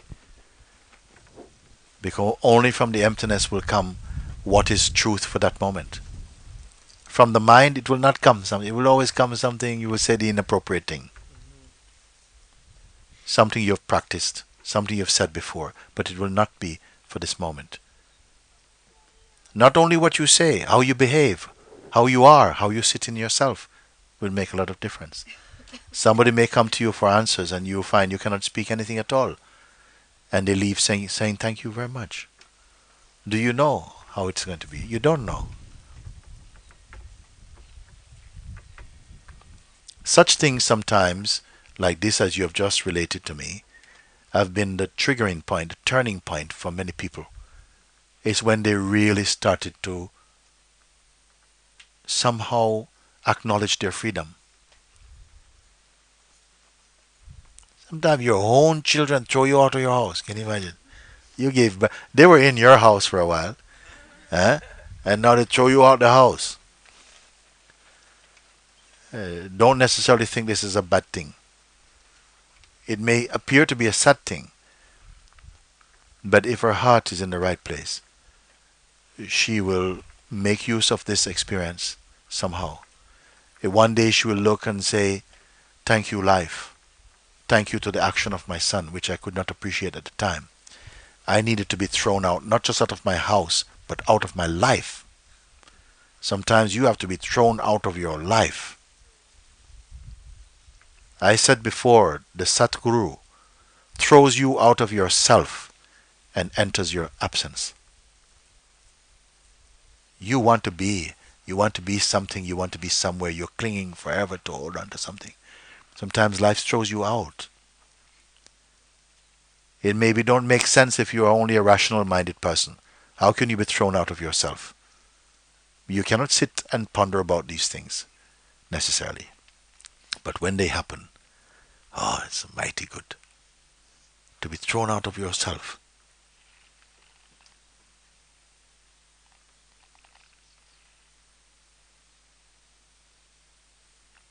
Then you feel even, I don't even know, I thought this was my house. And I'm thrown out even of this house. I don't know who lives here anymore.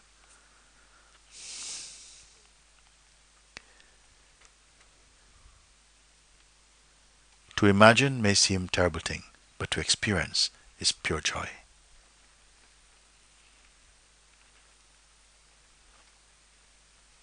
We spend a lot of time thinking our life rather than being. Imaginings, projections. Substitute real living. You're missing your life. Actually, you're missing yourself. We're missing ourselves.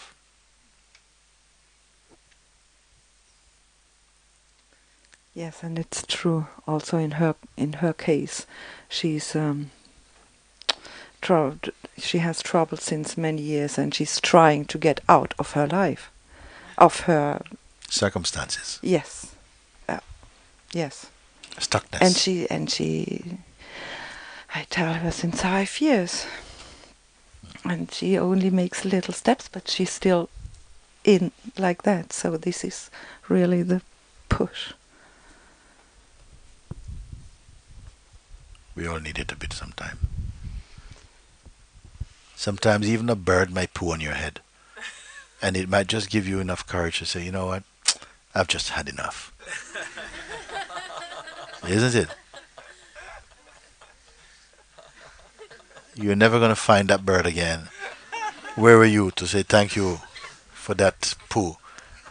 That turned my life around. My son threw me out of my house.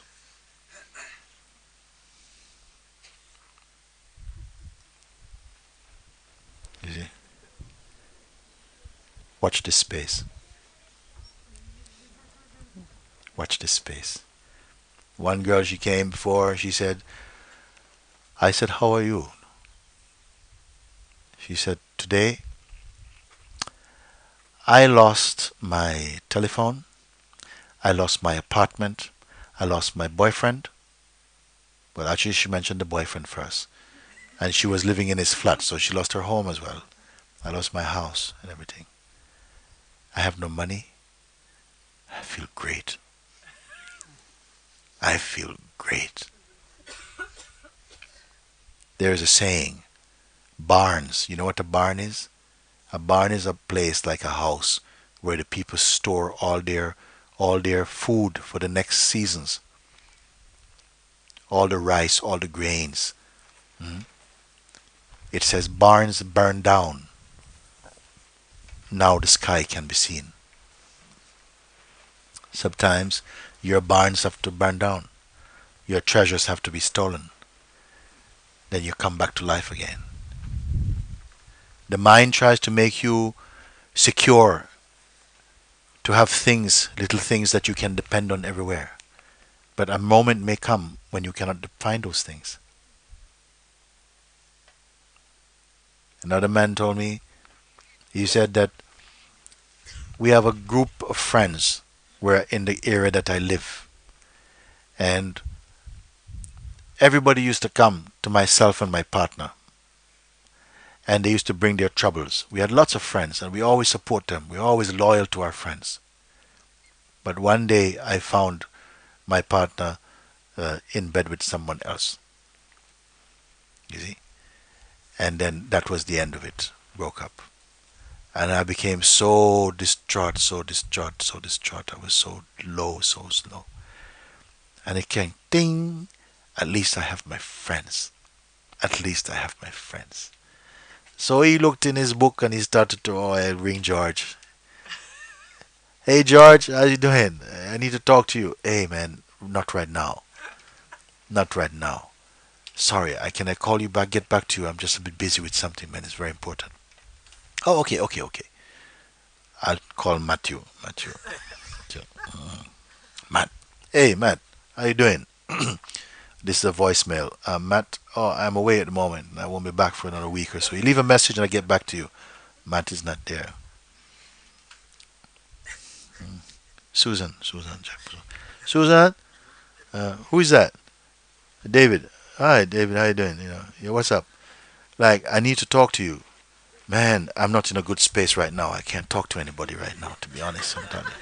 So all the friends you think you can count on, at least one day, they always came to me. I was always ready to leave everything. But this day, now is my time to call on you. Yeah, I need you today. Nobody available. Whole phone book of people. Nobody in town. Nobody's available. Like, oh man, what's happening? I don't know what to say to you, man. And then he had to go away. He said I was in such a deep place, such a painful place on my own.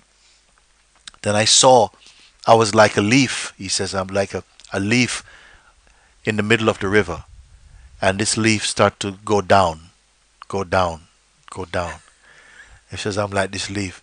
And I'm saying, no, I don't want to touch the bottom. I don't want to go to the bottom. I don't want to go to the bottom of my life. I don't want to go to the bottom of myself. I don't. No, please. No, please. George, where are you? Harry, where are you? Where are you? Mildred, where are you? Oh. Oh.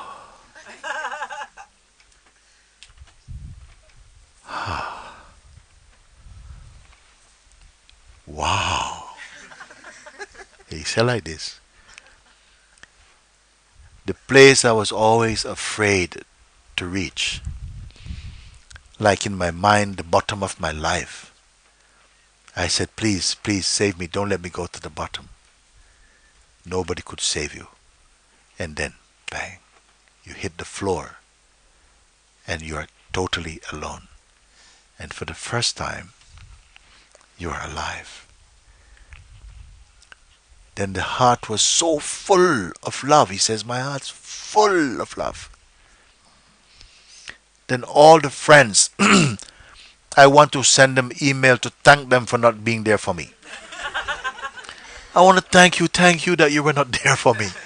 And this is not a cynical remark. I'm just saying thank you because I needed to be alone. I needed this moment just for me.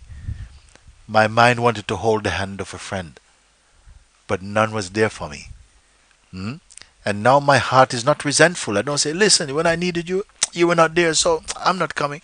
No, he says, I felt so much love for them, so much love for life, so much appreciation for life, for not being there for me. For once, nothing was there for me. Only nothing was there for me.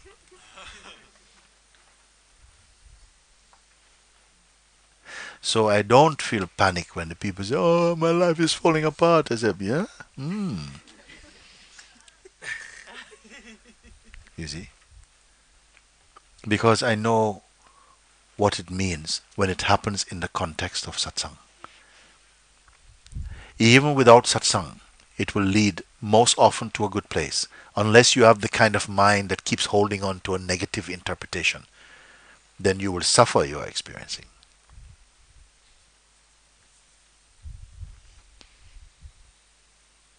I gave example one time what happened in satsang in Mumbai. A gathering of people sitting at the feet of the sage called Nisargadatta Maharaj. One man came forward and he said, Sir, I would like to say something. I've been listening to you for some time and I'm touched by what you say.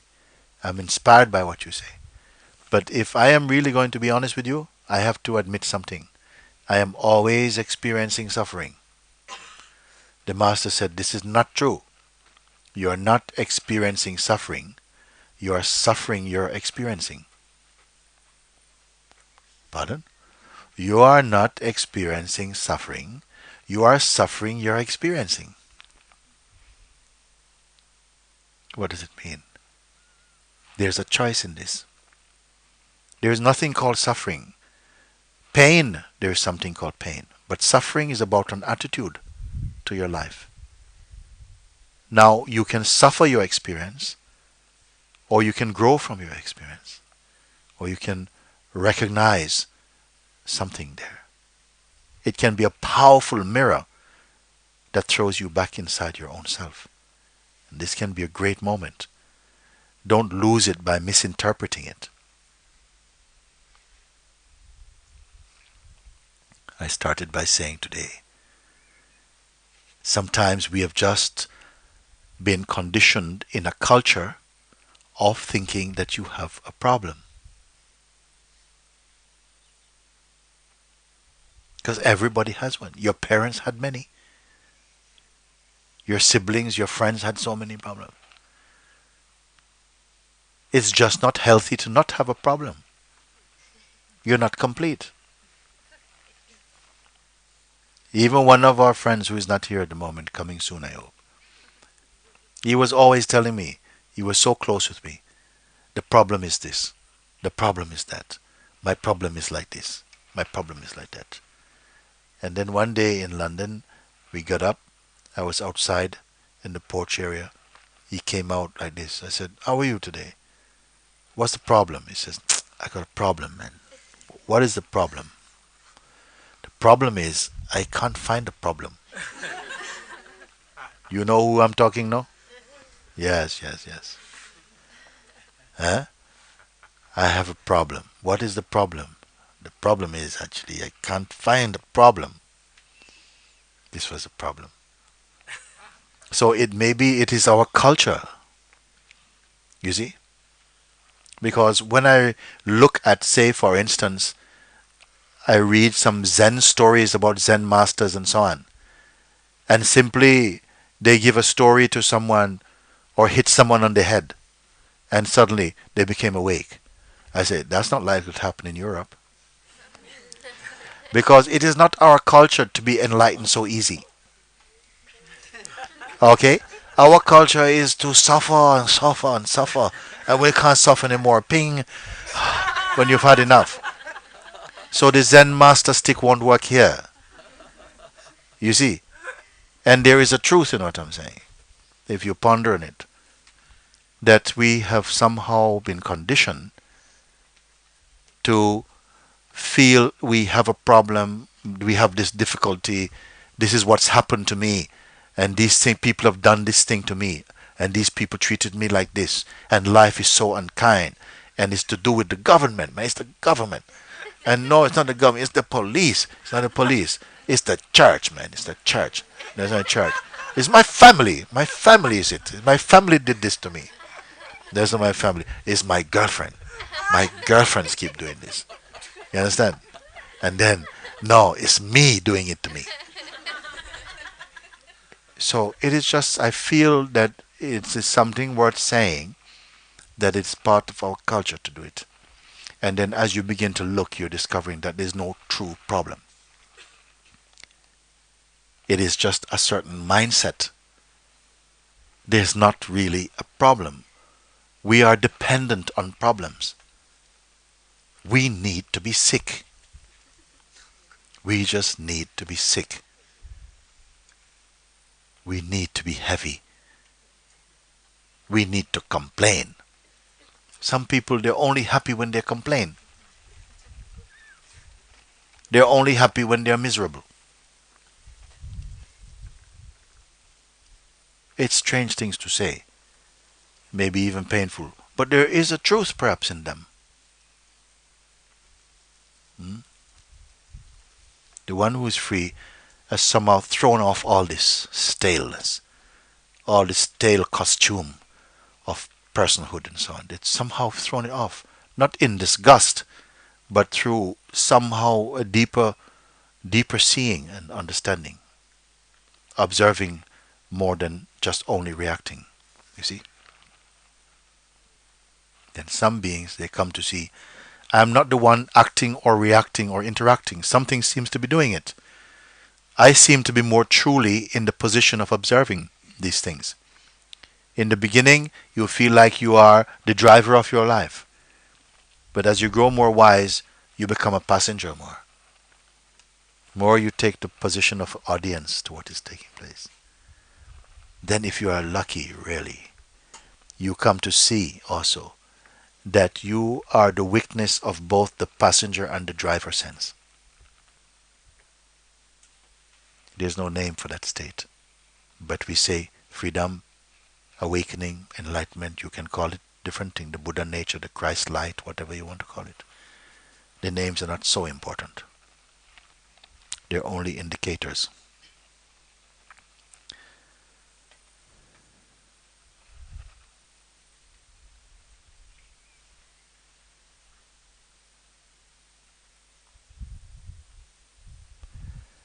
For the one who is free, the sense of next is not important. Sometimes I say, I have no future. Therefore, I am supremely happy.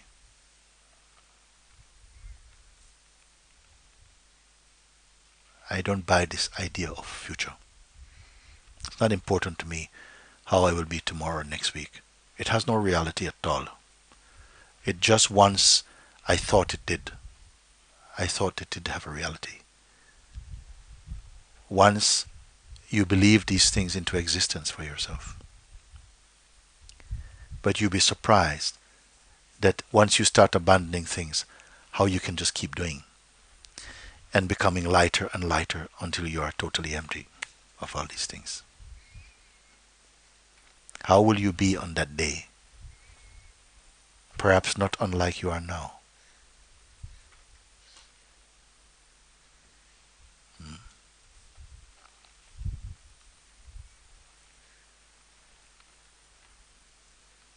I like to come to Satsang.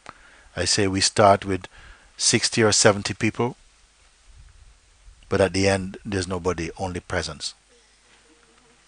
How many presences? I don't know. From person to presence.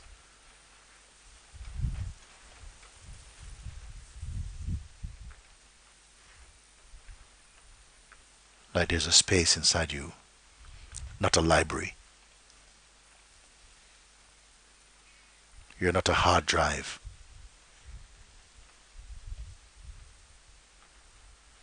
You don't need to be somebody.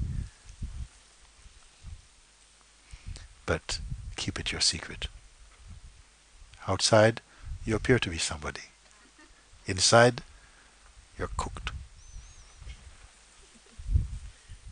Keep it your secret.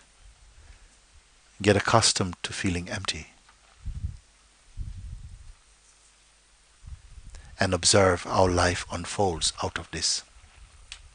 That life is not made, it is not created, it's simply unfolding. Everything is unfolding. Out of what? Out of nothing, it's unfolding. Just like all the hair on your head, was it inside your head? Well, you have a big, strong lump of hair growing out? No, there's nothing there. Everything, where did it come from? Out of nothing, just out of that come, isn't it? Everything.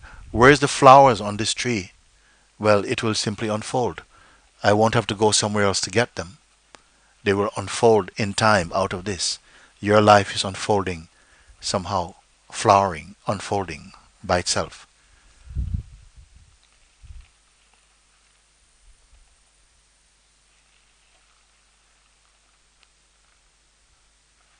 It is just that. There's no tree, I used to say, inside a tree. There's no cloud inside a cloud. There's no horse inside a horse. There's no person inside a body. There's just consciousness and the life force dancing. Maybe more and more we come to recognize the simplicity of all of this.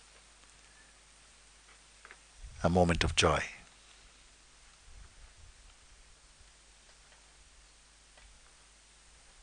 Okay. Yeah.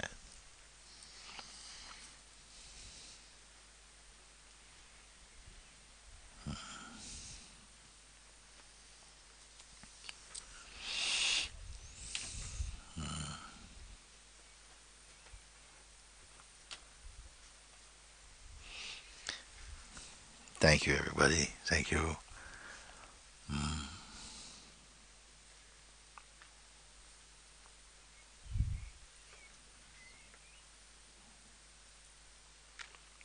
For those of you who have maybe coming for the first or only second time or first time, I have just this to say to you because you have come to a place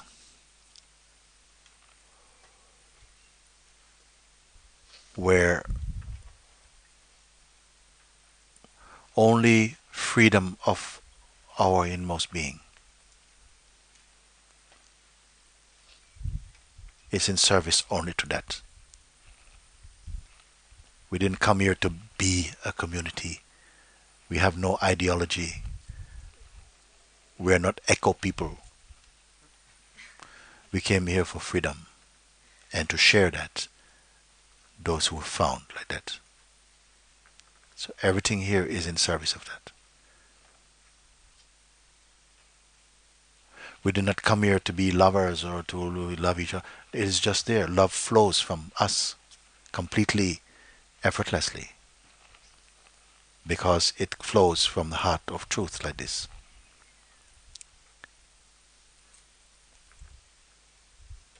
And in this type of climate or this type of environment,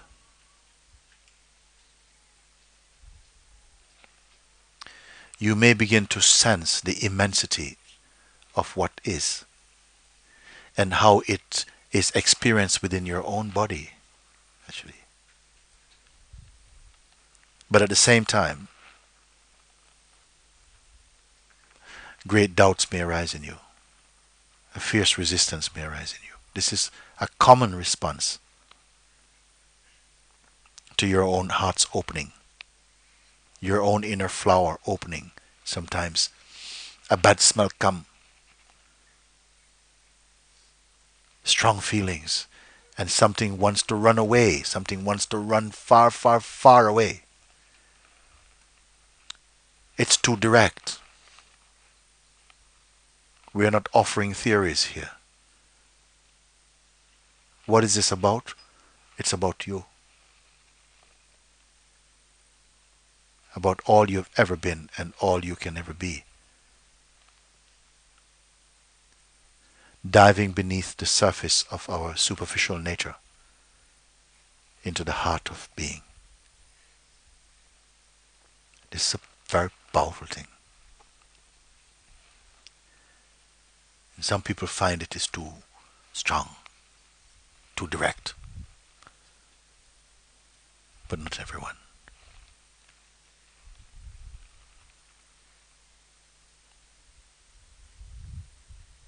We don't have to obsessively try to control our life or direct it in any direction. If you pay attention to that simple fact that behind every movement there's a perceiving of it, that your true place, your true position is that of somehow an awareness of all these movements, but you are not caught in the bubble of what you see. It's almost as though there's something quite independent. You're not here monitoring existence. It's almost as though there's a casual observing of the play of life. It is just the functioning of the waking state for the most part. But behind this, just like now, we know that we are experiencing the waking state, we are conscious. There's an awareness here that does not belong. It's not trapped in the waking state. It is a light that has no darkness. So maybe you cannot call it light.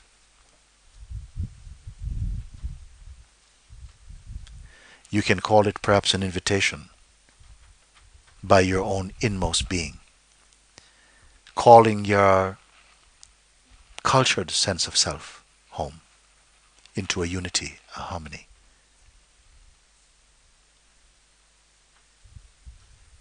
For some people, such moments can be such a powerful turning point. Maybe your life will never be the same again. Maybe that will produce a very strong reaction of resistance and doubt. It will be whatever it will be. But at some point in your existence, or one of your existences, you can say, you will have to come back to this moment.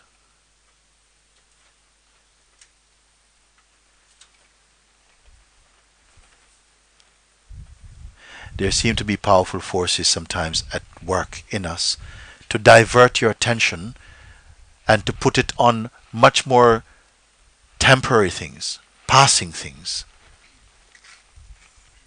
trivia even. And how often we exchange our peace, our kingdom, for what we call fish and chips experiences. Why? I don't know. It is also the play of consciousness doing it somehow. But as the consciousness becomes more again refined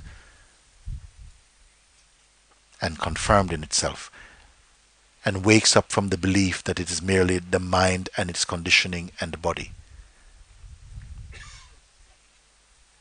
the odor is transmuted into pure fragrance, and the fragrance that arises out of that is peace and joy and silence, openness, and a great love.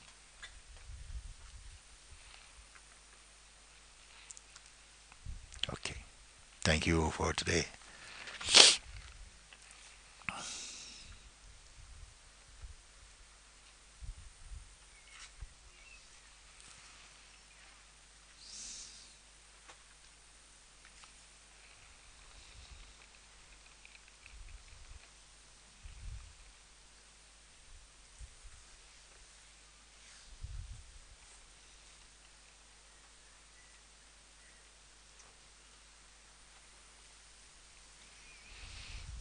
Do we have any music today? Anybody? Okay, would like to Huh?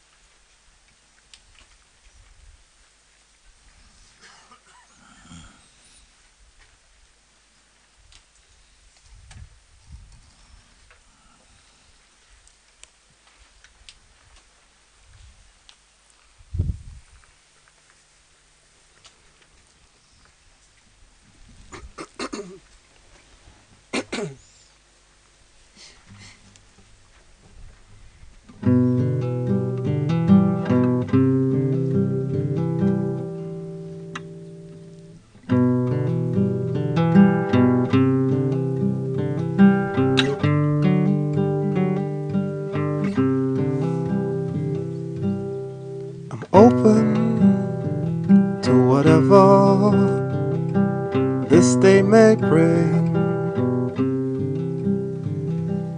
Open to see it is all a blessing.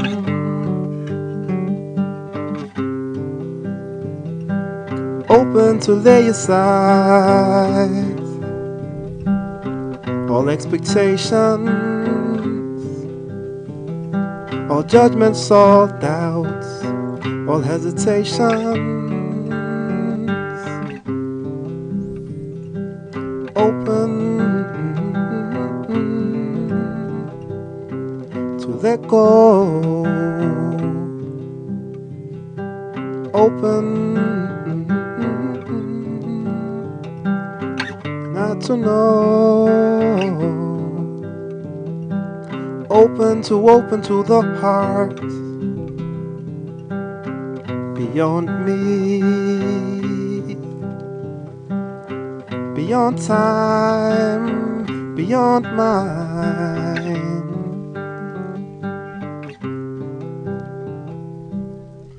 Open, oh open.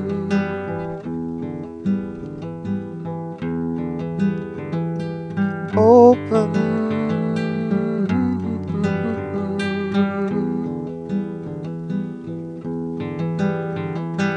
open, oh open.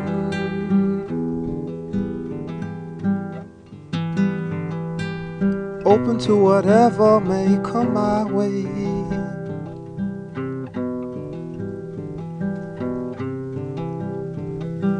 Open to be open to come what may.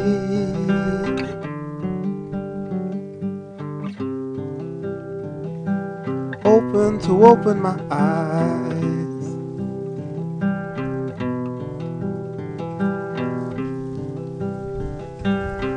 Open to see, open to be free.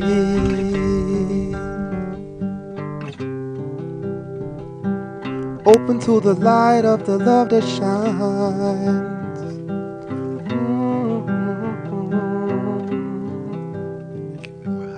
Open to accept, open to I don't mind.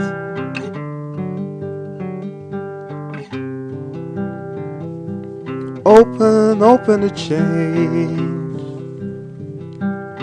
into the changeless. Open to myself, the nameless. Open, oh open.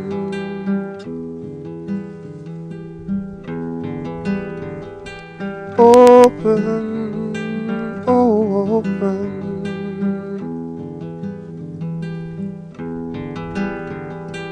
Open, oh open.